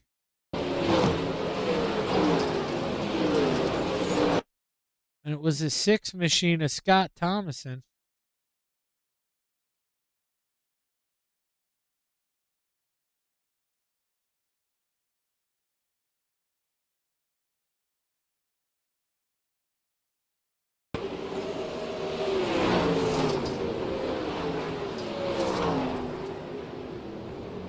Man, he got loose. He got sideways, definitely on the bottom.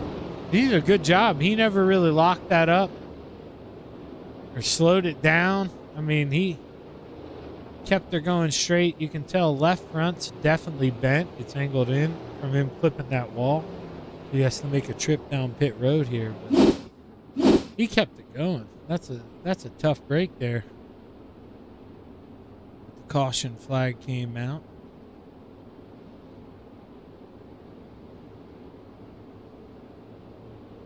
I can, there's been a few laps where I can tell what a Patrick Spangler's car feels like. It's just glued to the top, and you have the throttle control perfect. It's really fast, but everybody else, we can't hit it as often as he does. He clearly has that car dialed in, unless Blake Chapman, Gavin Chatham, or Griggs have been saving, but I don't think so. Okay. I thought you were going to say he's cheating. All right. Not yet, not yet. Okay. I have a few excuses up my sleeve. All right, that's fair. That's fair. Thought we were just going with cheating. That's where I was willing to go to. I was going to go there with you. I was going there for you. As the green flag waves. 5 left to play. We're back underway. You see that 99, his top wing ripped off. Now it came back on. Can the 39 hold on for 2 more miles here in Ohio? Blake Chapman throws the slider. He moves up to 3rd for a quick moment. Chad Griggs right on back by. Oh, no! Sam for the lead!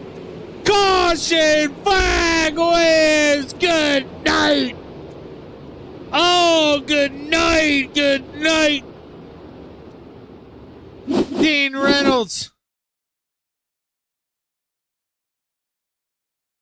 Him and Connor Ross make a little bit of contact here. Let's see.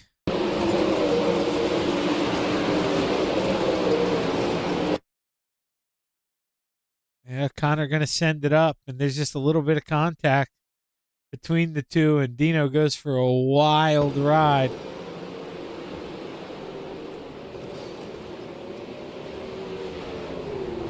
There's some more contact after. Randy Shreves gets a piece. Jeremy Christensen gets a piece, and tough break there for Dino. Definitely not the way he wanted to end his night. Connor, he had to go in there, use a quick repair. Definitely not what he was trying to do there, but... No, I gave myself an EOL there. I felt bad about that. That was... I wasn't fully committed, and that's the first problem. I was going to leave him a lane, and then I realized I had a lot of speed going, and last second I decided I won't leave a lane. And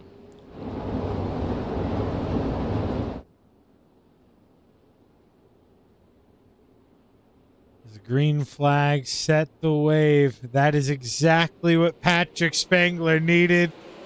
3 laps left to play. Can he hold off Gavin Chatham? Let's find out as Blake Chapman, he tries to set his teeth in. Can he go get a run? Can he get on the podium? We'll have to see. Chad Griggs, you know he's wounded, man. He has been clawing. Oh, he gets in the wall one more time. I hear some beating. I hear some banging back there. Blake Chapman throws the slider. Meanwhile, Patrick Spangler, 1 lap to go. Gavin Chatham, side jump. Oh! Patrick shut it down. He had to lock it up. He goes around. Gavin Chatham. Final time through 3 and 4. Checkered flag waves. Give it to Gavin Chatham, who wins. In Rossburg, Ohio, he gets it done at the Big E. Blake Chapman. Chad Griggs comes home 3rd. The hot dog coming home 4th. And Isaac Bowman coming home P5. Rest of your lineup. Whew, I didn't do this for the first race. Shame on me.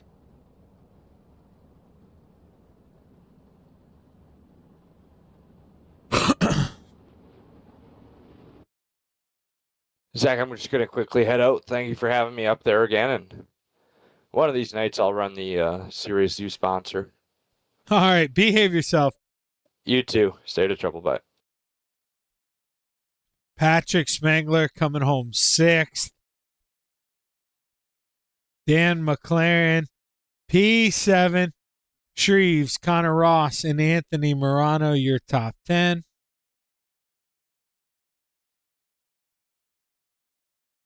Thomason, Christensen, Jack Hitt, Jeff Kemper, Brian Moore Sr., Bob the Good, Barry Goldner, Chad Cote, Dean Reynolds, and John Short. Your top 20 and your bottom 4, Jesse Bandy, Sam Bachman, Bud Molyneux, and Joseph Grandy.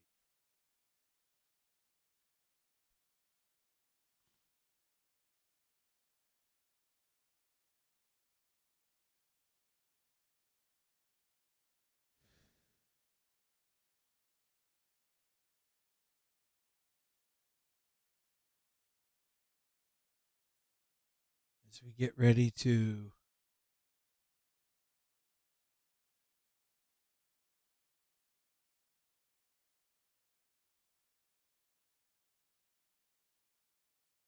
have a word here with our top 3. I want to go back to the point where,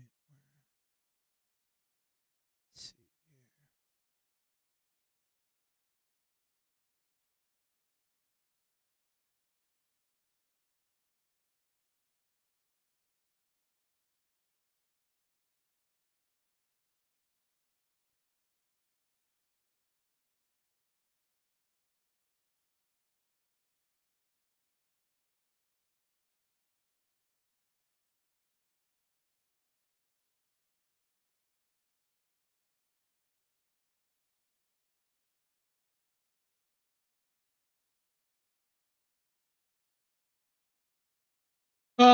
Chad, what a wild ride, man. It seemed like, you were arguably the quickest car out there. And then I can't remember after this dang stroke that I had, but it was in I want to say, the early third of the race, or first third of the race, but towards the end of it.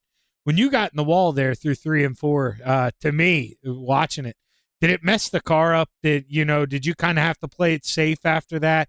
We had just kind of seen you ride the wall pretty hard, and that's when Spangler got by you, and it really seemed to change things.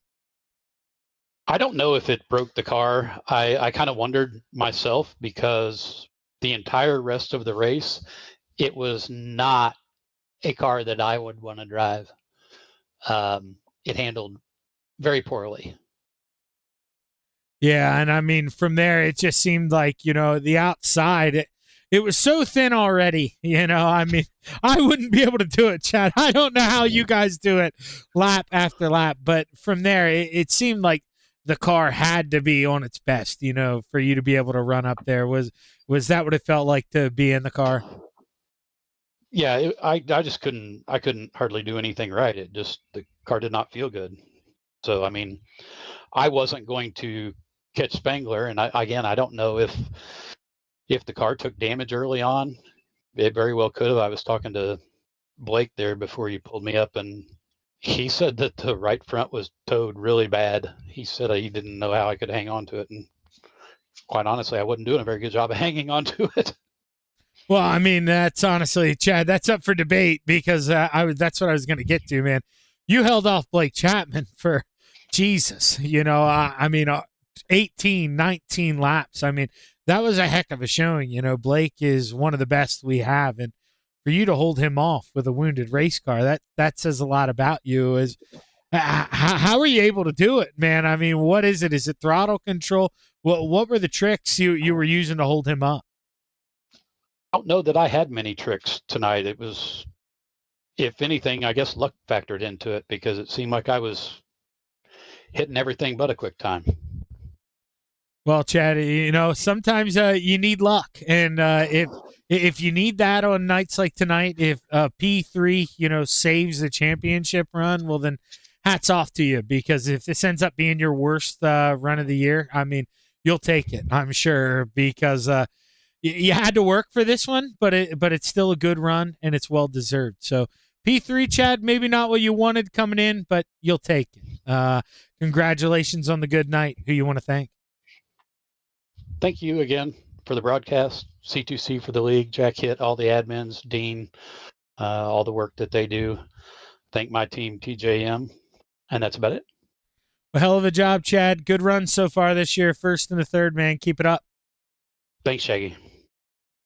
Chad Griggs bringing home the bottom step of the podium, and now we're going to Talk to my long lost cousin here, able to sneak by up into P2. Brother, you had your hands full, man. He had a beat up race car, but he made you work for it, and work for it you had to. I mean, I think you went through every inch of that racetrack there through 3 and 4 trying to get by him.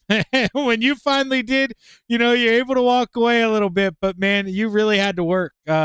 You worked by him once or twice, but you'd go up there, you'd get that wall when you throw that slider in 3 and 4, and it was not easy to do tonight, man. Talk to us about just not giving up, man, and putting your head down, going to work. Yeah, it was really, really difficult.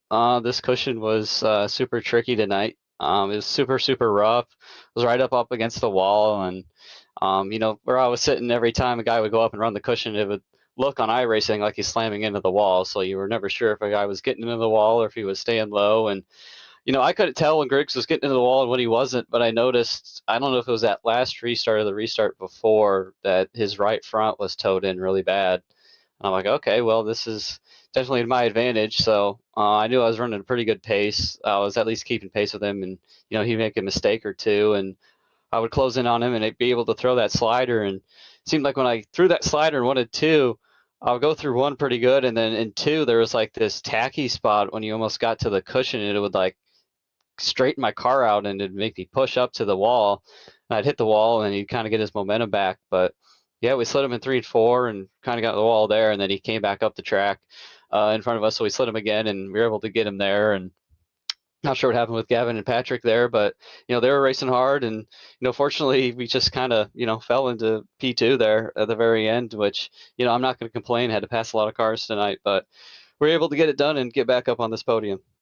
Yeah, I mean, Gavin went to throw a slider, and Patrick went to check up the cut underneath, and just clipped the brakes a little bit too hard, got sideways and went around. But like you said, you use it to your advantage. You get up to P2, and Blake, this is a heck of a way to do it, man. 2 podiums to kick off the year. I think you'll take that, and hard charger to boot, man. Up 17 spots. That's a good job. Who you want to thank on the good run? Yeah, I got to thank the family for watching. I got to thank all the guys down at KSR, especially Shorty, for running with me tonight. It's good to see him back out on the track. Got to thank Preston at Epsilon Sprint Wraps and Andy at AJ Custom Creations. Got to thank Malcolm's Mills, Mill Riding, Kreitz Oval Track Parts. Got to thank Galen's Gourmet Popcorn. They got some of the best stuff, Shaggy. You can head over to their website. And don't forget to use code CART at checkout for 15% off some of their very delicious popcorn.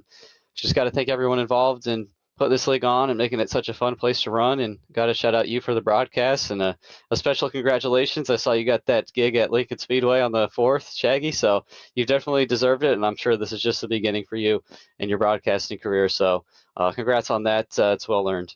Oh yeah, dude, I'm super glad you said that too. And Blake, thank you for saying that, because I don't mean to toot my own horn, but if anybody wants to hear me, I should be on Dirt Vision. Should be on Dirt Vision that day, because it's on Dirt Vision. So looking forward to it. But thanks for doing that, Blake. I appreciate it, and good luck here in the 410s, brother. Yeah, absolutely. Thanks, Shaggy. I don't know if I'll be busy on the 4th, but if I am, I'm definitely going to tune back into that race the next day. So thanks for mentioning that, Shaggy. Hey, appreciate it, man. Good luck in the next one. Thank you. Blake Chapman bringing home P2, and now we get to bring up the belle of the ball here, Mr. Gavin Chatham, who, man, you probably expected a counter back, throwing that slider into 1 and 2, and man, he just locked up the brakes a little bit too hard, and he lost it. Went around, and I think ends up coming home 6th. Gavin, when you're going down the backstretch and nobody cuts back underneath you, what was going through your head, man? I mean, you had to be shocked. I was, and at first I have to apologize. That was a very aggressive slider for me to throw. And I watched the replay a couple times now, and I parked it pretty close to him. I think he had enough room to cut underneath me, but it was still close and much more aggressive than I typically run. So I apologize to Patrick for that. Not obviously what I wanted to happen to him. White flag, points are on the line. You had to do it, Gavin. You had to do it. I know the win's on the line, and it's an aggressive move to go for the win. And I originally, at first, I thought I destroyed him, and then I didn't see any 2X or anything. So I started asking the guys in Discord what happened, because I was expecting to counter, and I didn't see him down there, and I didn't really know what happened. I thought I destroyed him or net coded him or something. But no, all in all, I still do feel bad about that. But yeah, you are right too, Shaggy. It is, it is kind of cutthroat out here. You gotta you got to pick and choose your times at the right time, and it's tough to get wins out here. These guys, Patrick and Blake and Ross, Chad, and all these guys they're tough, and they ain't going to give you an inch either. They're going to go for wins as well. So, to come out here and win, and definitely win the first coast to coast race with Phantom Motorsports is really awesome. I really wanted this one bad to get it for them, and start off on the right foot with those guys. But no, all in all, I mean, the car was awesome tonight. Felt really good, and I was running behind Chad there, and he got in the wall, and I felt bad too, because I definitely clobbered him pretty good there, and I got some damage to it. And I actually didn't even think we were gonna have a chance for Patrick. He's just so good here, and we got a couple cautions, and that last caution, I think I nailed the two cautions ago before the final. I nailed the restart pretty good, and I was like, oh, I got a chance, and then we had to do it all over again, and I think I actually got a better restart the second time around with a couple laps to go, and was just able to stay close enough, and I knew I had this. If I was going to slide him, I had to do it 1 and 2. If he was going to protect like he should in 3 and 4, and there was going to be no chance of winning that race. So all in all, just a great night, and really proud of it.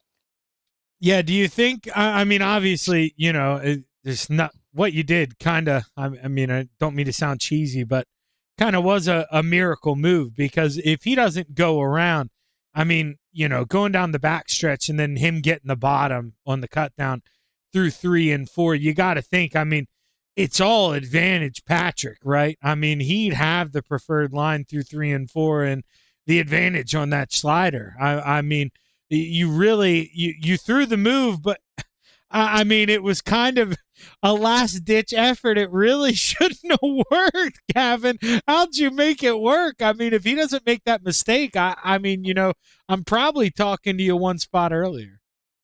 Yeah, no, it does, and it's really hard to make a slider work going through 1 and 2 here at Eldora, especially how slicked up it is. And I I knew once I was going to once I hit the cushion in 1 and 2, I knew he honestly, I figured he would drive underneath me and then just clear me, and I would just sit behind him in second going down the back straightaway, or just hope that he would make a mistake if we're going into 3 and 4 there. Sometimes it works and sometimes it doesn't. They definitely pulled that one out of the hat there, because I didn't expect it to work. I knew I could stick it, but I didn't. I fully expect him to just drive right back around me, and that would have sealed the deal for him. But sometimes it's just the way it happens. But it's very tough here. I typically, when I do set somebody up, I try to set them up in 3 and 4, because you get the little bit of a grip coming off the corner there, where there's a little bit, it comes off the wall a little bit more. It helps you grab and go. 3 and 4, or I'm sorry, 1 and 2 coming off 2. It's kind of like a little bit of a hill, it feels like, and it slicks up almost that wall. There's just nothing to grab there, so you typically lose all your momentum, and the guy just drives right back around you.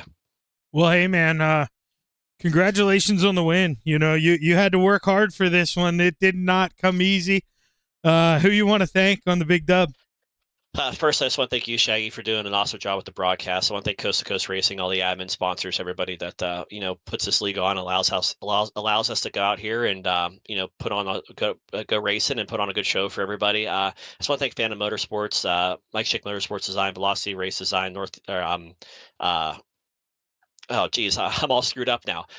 Chatham Motorsports. I want to thank all the sponsors, all the support we get, over there at Phantom, and I just want to thank the fans as well for coming out and watch these races. I hope that was an exciting race for everybody, and I just want to thank my fans as well for always taking the time to watch the races.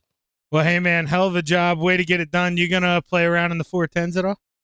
Yeah, we're gonna try to go back to back here. We'll see. It should be an exciting race. Probably be right up on the wall again, and hopefully puts on for a good show. Well, hey man, good job. Go get it done again. We'll be rooting for you. All right, thanks, Shaggy. Always a pleasure talking to you, man. Gavin Chatham gets it done. He brings home the win here in your 360 sprint cars, brought to you by Aces Up Sim Sports.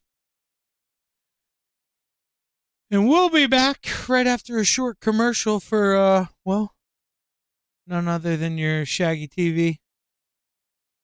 What are we gonna call them? Shaggy TV 410 sprint cars. Yeah, let's do it. Stick around. We'll be back. Thank you to all of our sponsors.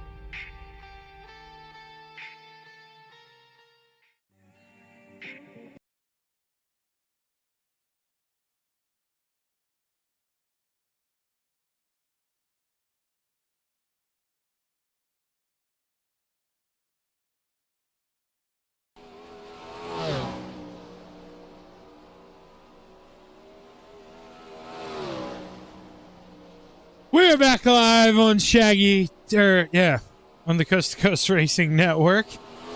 I'm Zach Chapman with Shaggy TV. Sorry, I'm running out of steam now. I had an appointment early this morning with one of my doctor's appointments. I should have took a nap this afternoon, but I always think I'm, I guess, tougher than I really am. I think I can power through it. I can't. I just can't.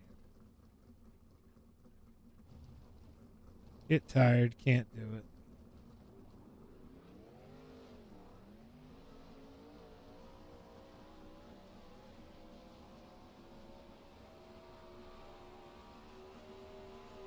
I guess I'm sponsoring this now.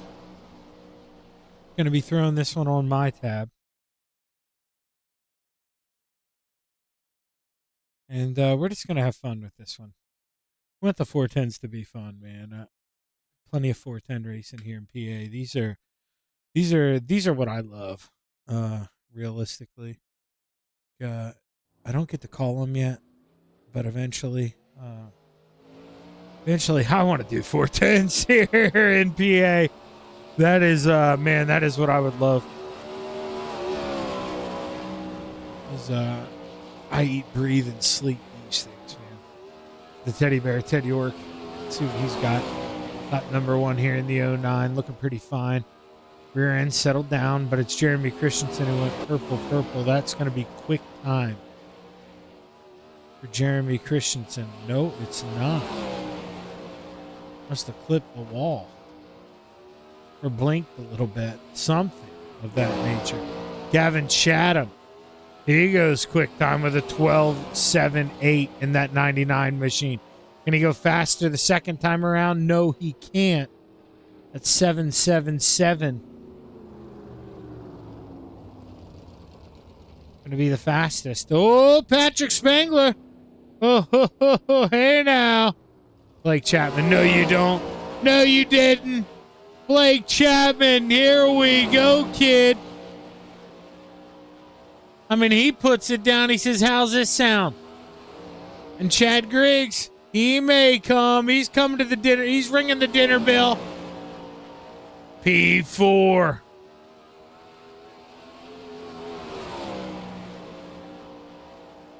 Oh, wait, no, that's P12. What was I reading? That was John Short. Now Chad Griggs goes P5 the second time around. Dan McLaren, where's he go? He stays P8. We should have two heat races, excuse me. I would think. Fuck. Oh, excuse me. There we go. I cursed. That's great. So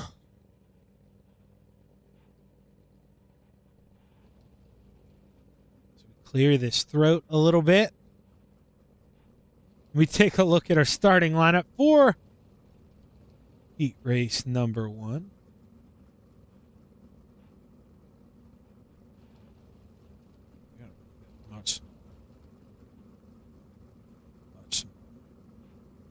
Dude, actually, I have Shaggy TV in the... Let's do something. Hang on. Let's just delete this. Because we don't even need it to say... We don't need it to switch to Shaggy TV. I have it say Shaggy TV all the time. Up in the leaderboard. I'm so stupid.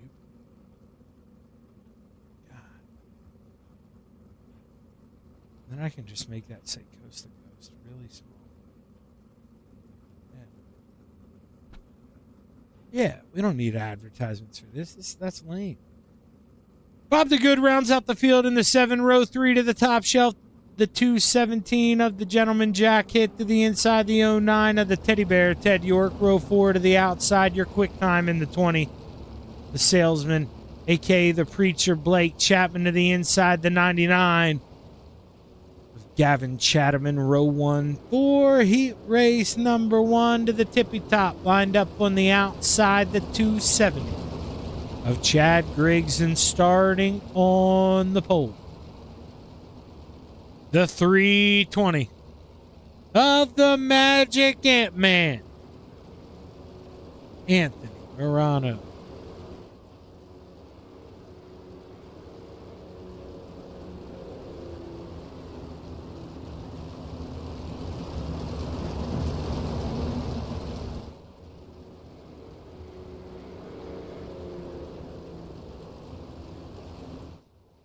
See, there won't be a B main or anything in this. Obviously, only, I think, 13 guys coming into this one.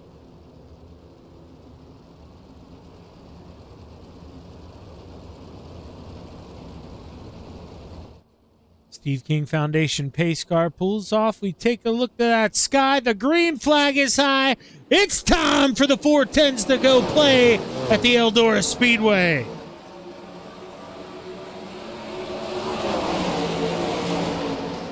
Side-by-side battle for second. Gavin Chatham, Chad Griggs. Who's it going to be? It's Gavin Chatham across the line. He's got it. Now Blake Chapman. Chad Griggs. Who's it going to be? Chad's got it into 3. Blake Chapman trying to wind the toy up on the outside, run a cut down. He can't do it. Ted York trying to take a bite of the apple, but just can't do it. Not sweet enough here. A little too tart right now. 5 laps to go. This time by.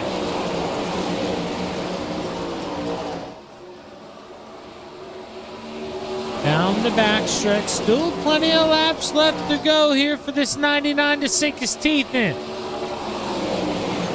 Him and the 32, they used to be teammates. Well, you know what they say about coulda, woulda, shoulda. You know, what does the 99 do here? Does he send it in deep? He ain't the 32's teammate no more. He don't have to race them like they're brothers. They're just old friends.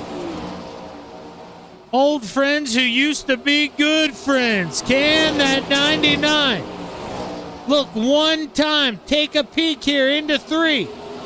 Meanwhile, battle on for 3rd. Blake Chapman going to swoop it into the bottom, but Gavin Chatham going to look this time. Slide job.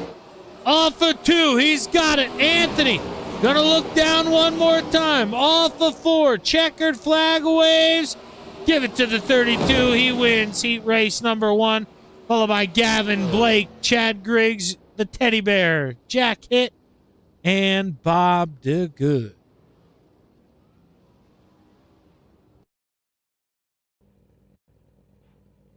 Take a look at the starting lineup for heat race number 2. 6 drivers make the call. All waiting on John Short, I guess. But all 6 should make the call. Shorty put in a qualifying time. There is John Short. Row 3 to the outside, the 016 of Jeremy Christensen. To the inside, the 187 of Rick Main. Row 2 to the top shelf, the 39 of the high side banger, Patrick Spengler. To the inside, the 51. The 51 of John Short. And row 1 for heat race number 2 to the outside. The 121 of Trevor Frank, and starting on the pole, the 88 of Dan McLaren. There we go. I was wondering who hadn't caught up yet. It was Rick Main. Everything's okay in Ricky's world. He's got an all-black race car. Is that trading paints on? Nope, it's not. It timed out in the background. I'm going to turn trading paints on, and we're going to see if Ricky loads up the paint job here when I do that.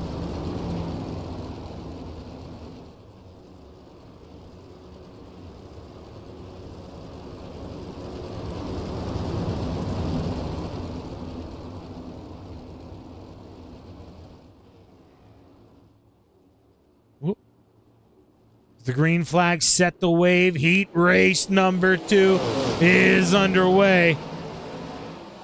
Dan McLaren leads off at turn number 2. Trevor Frank trying to counter, cut that 121 underneath, but he can't do it. Patrick Spengler looks a little low on him, trying to peek down. Oh boy, we're almost 3 wide. Trevor Frank thought about peeking it in the middle. Knight just says, hey, I'll take the lead. Dan says, nope, not so fast. I'm still out front, 6 to play. Here comes John Short in that 51 machine. He's looking mean to the inside, side by side. He moves up to 3rd. Rick Main, he says, move on over.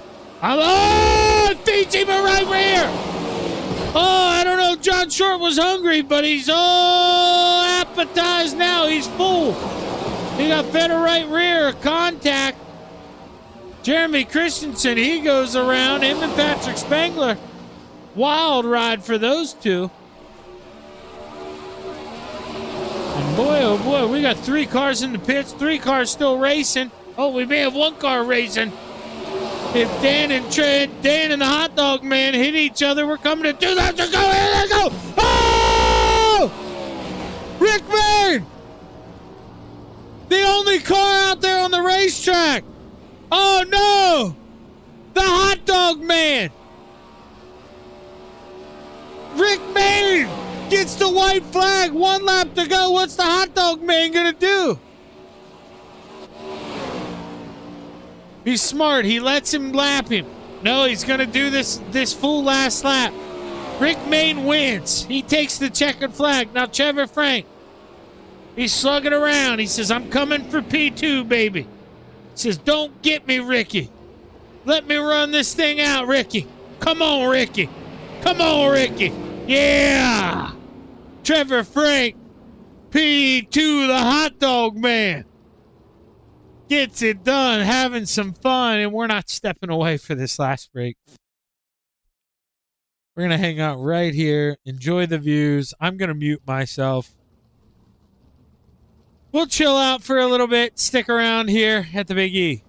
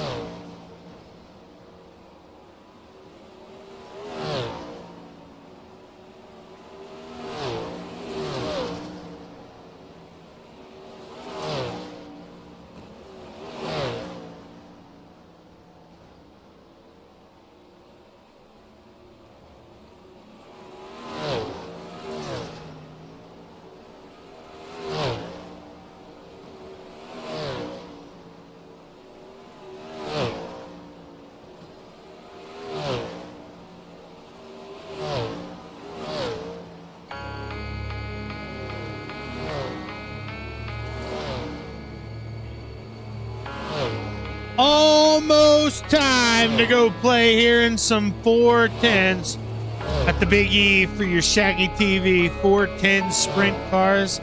Let's get ready to take a look at tonight's starting lineup.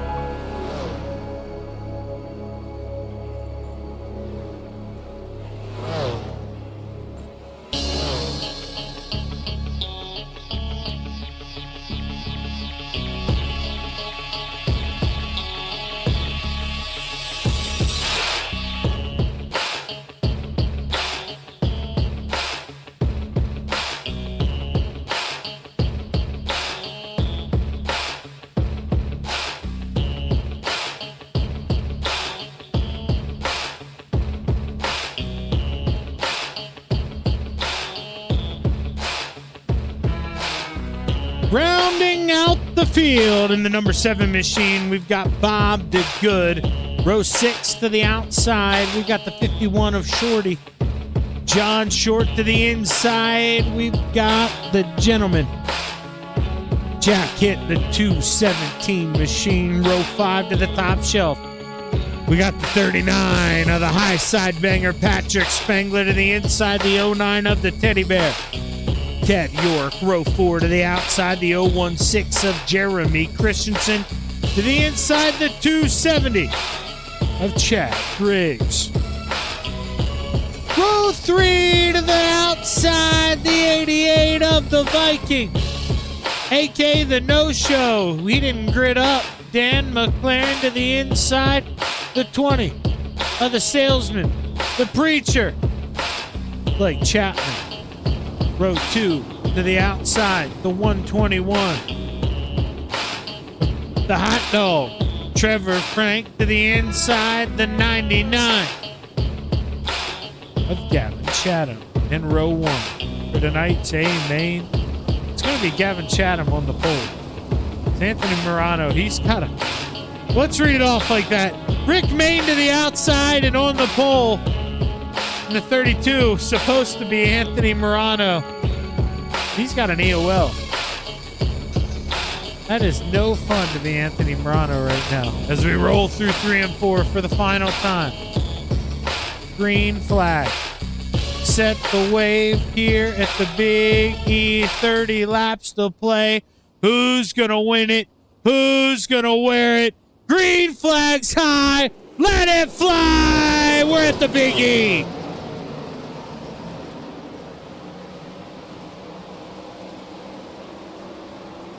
Rick Main going to wind and dine him here in the middle. He's trying to get it to roll. Can't reel in that 99, though, Gavin Chatham just yet. He's trying to play with him. He's trying to feel him out, trying to get a little close. Going to tickle that 99 a little bit. Going to work it to the inside.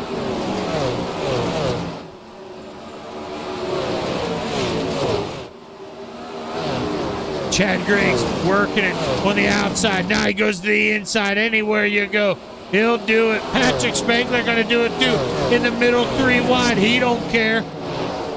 Oh, Jacket. He gets sideways. He goes around. Do-si-do. He continues. Meanwhile, battle for the lead. Rick Main trying to take peeks. He just wants a little snacky snack. Can he take a bite in the middle?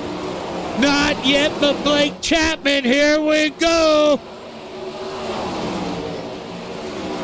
Oh, here comes the preacher. Oh, baby. In the Lord's name. Trying to take P2F it. He's trying to go for broke. Can he get both of them? Not this time. Chad Griggs up there dancing with the devil there. He flash slaps that right rear right off the concrete.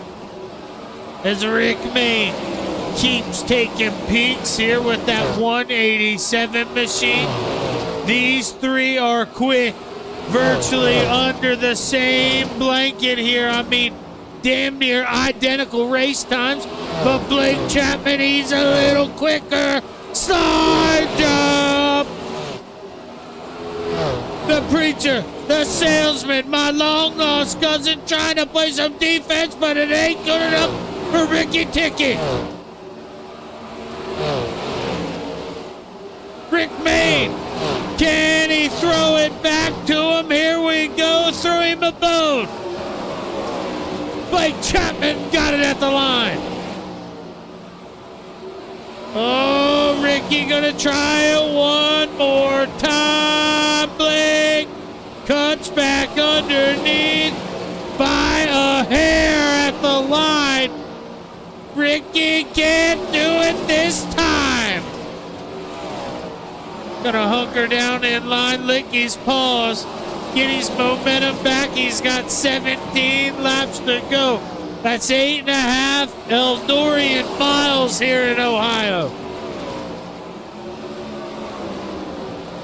Gavin Chatham, though, he's having it his way, man. This is the way he wants this thing to go.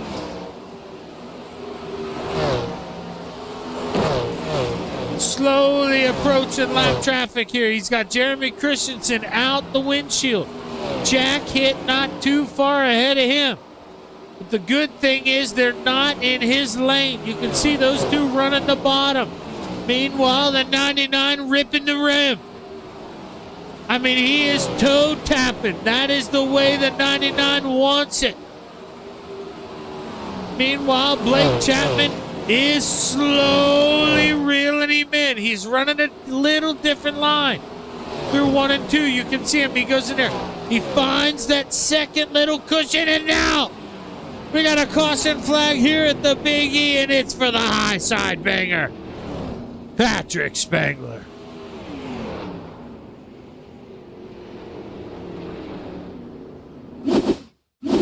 Car wouldn't even get to pit road for him. Absolutely destroyed.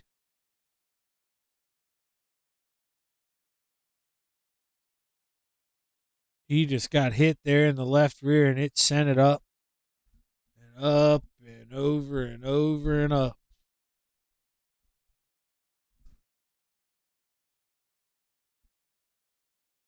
I mean, that thing looks like I was driving it.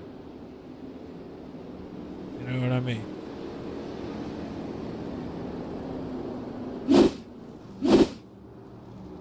Tough night for Patrick Spangler, and he's just going to want this all to go away. Tough break. Tough break for the high side banger, who I think calls it quits there when he towed that.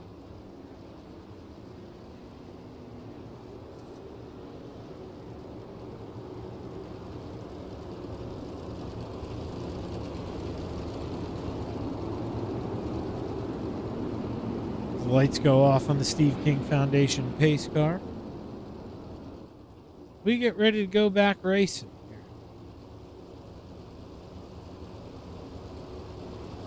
Blake Chapman on the outside. Gavin Chatham chooses the inside here for this restart. Likes that tack he's got on the bottom here, coming off of 4. Gonna go down here, really pitch it to the inside. See him. Green flag waves. We're back underway.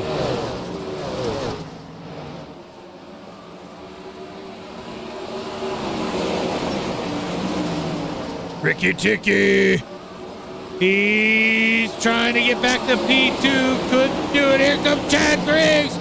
Oh, he says, hey, reservation. I got a reservation. Oh, Blake Chapman says, where the hell did you come from? Says Blake, I've been here the whole time. Chad Griggs says, I'm up to P3. 10 to go. Oh, Chad Griggs, he lost it. He lost it. I think he lost his connection. I don't know what happened to Chad Griggs, but that is a tough break. There's Chad Griggs out of your race here. Blake Chapman up into third once again, but he's got to find a way to get by Rick Mayne if he wants to go get Gavin Chatham for the lead, or maybe Rick Mayne. Maybe he can do this thing. Can the real deal go up here and make it a barn burner? Can he steal this thing from Gavin Chatham? I don't know. Gavin Chatham pulls away from Rick Mayne lap after lap. Meanwhile, Blake Chapman, he says, Rick, I'm trying to get by you. I'm taking peaks. I just need a leak.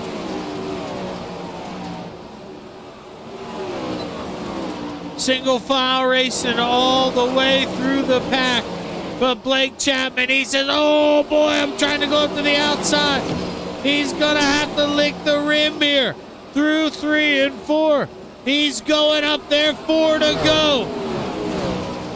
Blake Chapman thinking about a slide job. Rick Mayne goes up there and rips the concrete. Oh man, oh man. Gavin Chatham loving what he's hearing though. He has got this thing clear. Blake Chapman throws a slide job, goes around. Contact between him and the Ant-Man. No yellow flag. Yellow flag waves. Blake Chapman goes around Rick Mayne, P2. And Trevor Frank, oh, not up to third. I thought he'd be up to third, but he's not. You can see here, Blake.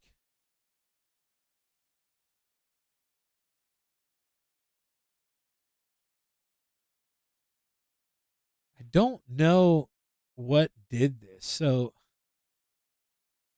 I don't have these edited yet. I should have. Shame on me is what I'm saying here, because I don't have them. What am I trying to say here? Sorry. We're late at night after that stroke. I fall apart. The cameras aren't the same as the 360. See, that was net code. They never touched. And yeah, Blake, I mean, he's got that thing spun to the right, but it just goes around. And that's a tough break. That's going to be one of those net code type deals like Rick Mayne did didn't go up there, didn't wreck it by any means. I mean, there may have been a little contact, but I mean, we're running out of laps, running out of room. But meanwhile, the hot dog man, he fell up there into third. And Shorty, he's hanging out in P4. Blake's falling all the way back to 8. I mean, the Teddy Bears in 5th, Bob the Goods in 6th, Jack Hits in 7th. I mean, wild race. 2 laps left to play. We're going to get a green-white checkered here at the Big E.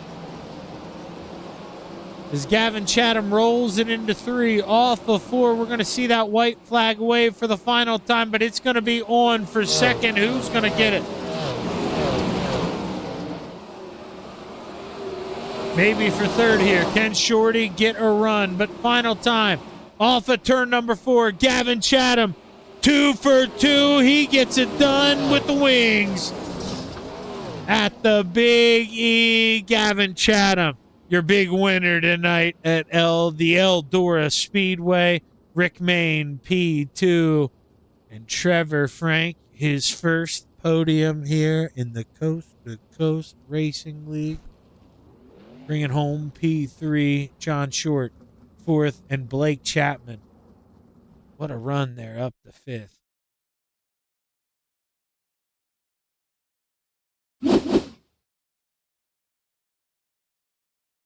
Only 13 guys in this one. I won't even read it. I'll just show it to you here real quick.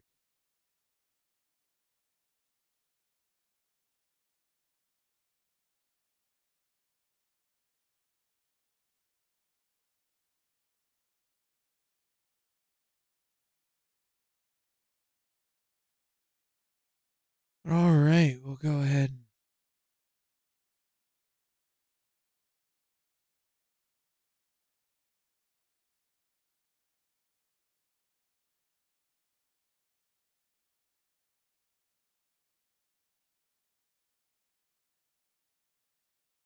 See if we can't pull him up here. We can't be in that camera. There we go.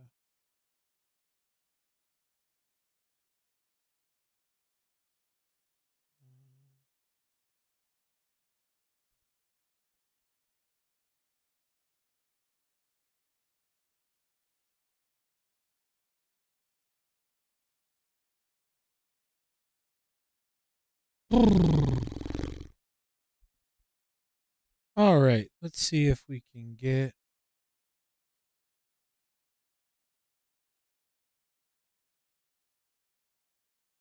the hot dog up here.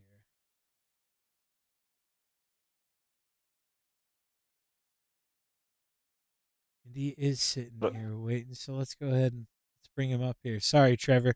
I That's all just right. heard you were talking. I'm good as hell at doing that for you guys. I wish you'd told me when you guys were talking, but hey man, you snuck up there into the podium. Arguably the 4th best car, but sometimes you know what they say, you'd rather be lucky than good.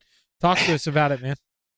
Yeah, so they got together on the backstretch, and I had a pucker moment, if you will. I thought I was gonna yard sail right into their wreck, and I'm glad I missed it, because that would have certainly sent me probably somewhere, I'd say 150 to 200 feet outside the racetrack. But yeah, it is better to be lucky than good. I do not have the throttle control for 410, so I was out there just 2 wing and trying to run the middle where there was some grip. So I'm happy for a 3rd place for sure. I've had a couple good runs now with the coast to coast deal, so I'm starting to feel like I got an outside chance at winning a couple of these. Okay, so that kind of answered my question a little bit, Trevor, because I would definitely, I feel like I feel like you're going to answer this way, but I feel like I'm leaning towards your side, where I would be on the less experienced side. How do you feel like you rank amongst the experience levels in these 410s? Do you run these a lot? Do you play around with these? I mean, how do you feel in these? I've definitely always done the 360 stuff, just on iRacing. That's what me and the boys do, to just kind of slide or die each other. I think when we get to some more of the bull ringy tracks, I'm going to be really good in the sprint cars. I'm just not real good at the momentum holdy tracks like Eldora and USA last week. Definitely not very good at keeping my momentum. I'd rather be jabbing the brakes and turning under sliders and that kind of thing at some of the shorter tracks that we got coming up here. But I think I'm knocking on the door for one of these sprint car wins. I felt really good in the 360 race as well. I ended up fourth in that. So I think I ranked pretty good with these guys, but there are some super, super good drivers in here. And I'm just, just trying it out and hanging out. It's the first time I've competitive iRaced in the better part of 5 years. So I'm just dabbling back into things, and hopefully we can get a win or two. I got a third in the midget and a win in a limited late model last week, so I'm not winless, but I'm not winning in the cars I feel like I should be. Well, man, yeah, that's kind of weird, when you're winning or doing well in kind of the things you're less experienced with, but that kind of comes with the territory here. We have a lot of guys on that upper level in the sprint car area, and the wins will come with time, but podiums, that's what it's all about, man. Just racking these up and getting that experience in there. So, hot dog, as I call you, hell of a job, man. Congratulations on this first podium here on Monday night. You got anybody you want to thank? First of all, you, because for the entirety of my racing career in real life and the better part of the last couple years that I've been out of it, everybody's always called me Ballpark for the last name. So if you want to adopt that, you're more than welcome to call me Ballpark, because I think there's a couple folks that don't know my first name. They just know me by Ballpark.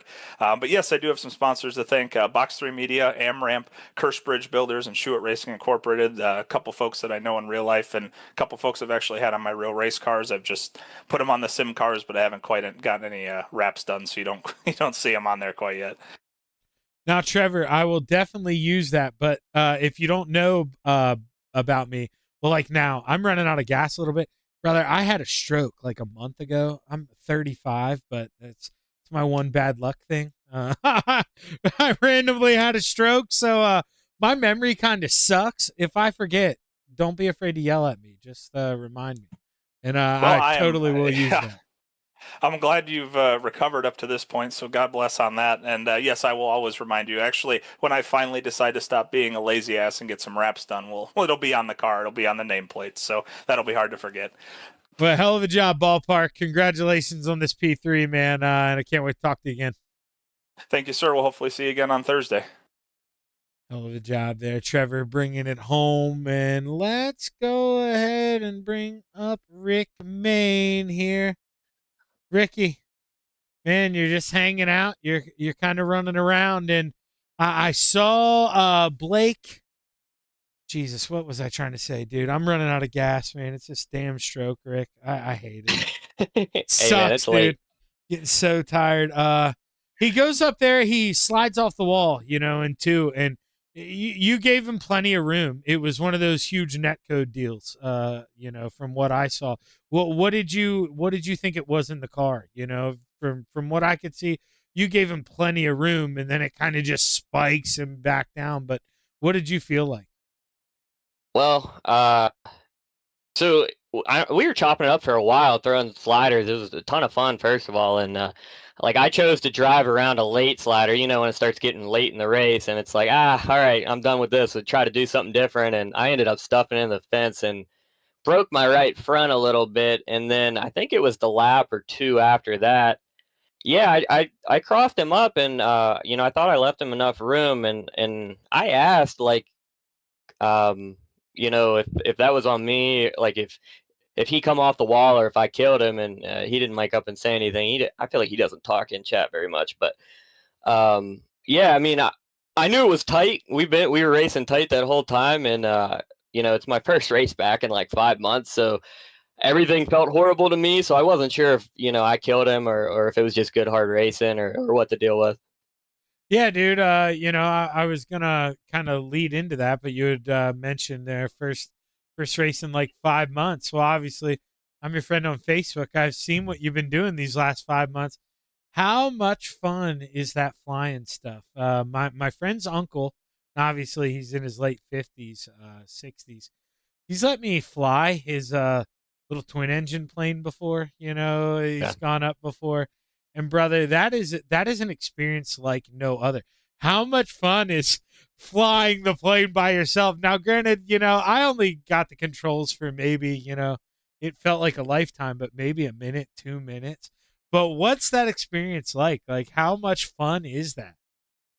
Dude, I mean, I went and did they do like a discovery flight to see if you'd like it before you like join school or whatever, and I kind of fell in love with it, and I want to eventually get my commercial license and do it as a profession. But I'll be honest, it's a ton of fun now, but there's a lot of learning. There's you like learn a whole new language basically, and just how to operate it. And after you stop being a pansy landing it and realize like, okay, I'm not gonna just plow the ground, it becomes a lot more fun. Yeah, that is where like yeah, I couldn't imagine. Man, that would be some of the most stressful time, bringing that thing down to the ground. I'm glad I didn't have to be anywhere near it. My buddy's uncle obviously took care of the stressful stuff, but oh my god, that I can only imagine how much fun that would be. Now, it's probably gets pretty expensive. Do you have to pay a lot like for like, are you paying by the hour, half hour? How does that flight time stuff work? I'm doing mostly double blocks at about 3 hours, and of course, fuel and everything it just went through the roof as I decided to do it. I think like per day, it's almost like $500. But luckily there's some programs out there now to where you don't have to fork it all out of pocket, and I can take advantage of some of that while I'm going through the school to do it. Well, cool deal, man. I hope that's something you really enjoy, Rick. And well, take advantage of the stuff while you can. Definitely, man. Look forward to watching you progress doing that. But let's get back to the iRacing stuff. Yeah. Congratulations on the P2. Hell of a job, man. Anybody you want to thank? I'm a free man these days, so I don't have any sponsors on the car. I'll just thank you for announcing, and super stoked to have watched your career grow as well, and all the stuff you're doing IRL, and of course all these boys at C2C put on such a great league, and Dino with the super dirt car stuff, he brings in a lot of stuff. So just love being a part of this league.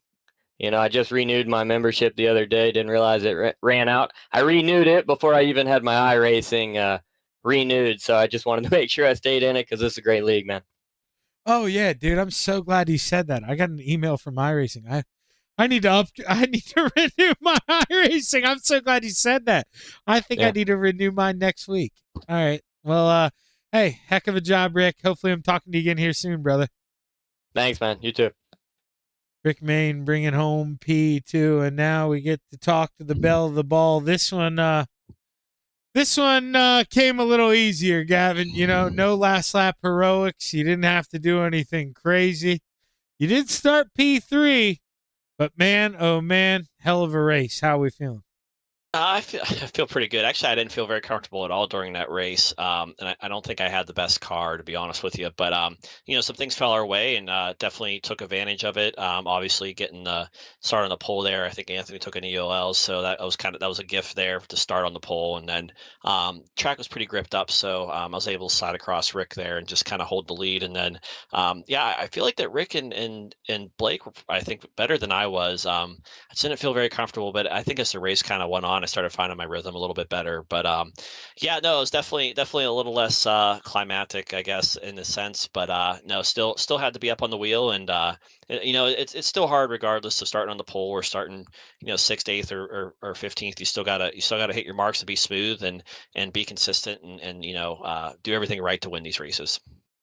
Well, man, you were able to do that tonight. I don't mean to rush this interview, Gavin, but I am falling off the chair, man. I'm tired. I am running out of gas. You got anybody you want to thank tonight on the big win? I appreciate you coming out here and running this thing since I'm sponsoring it and everything. No, first off, I thank you for sponsoring it, and thank you for putting on the broadcast, Shaggy. It's always a pleasure coming up and talking to you here in the booth.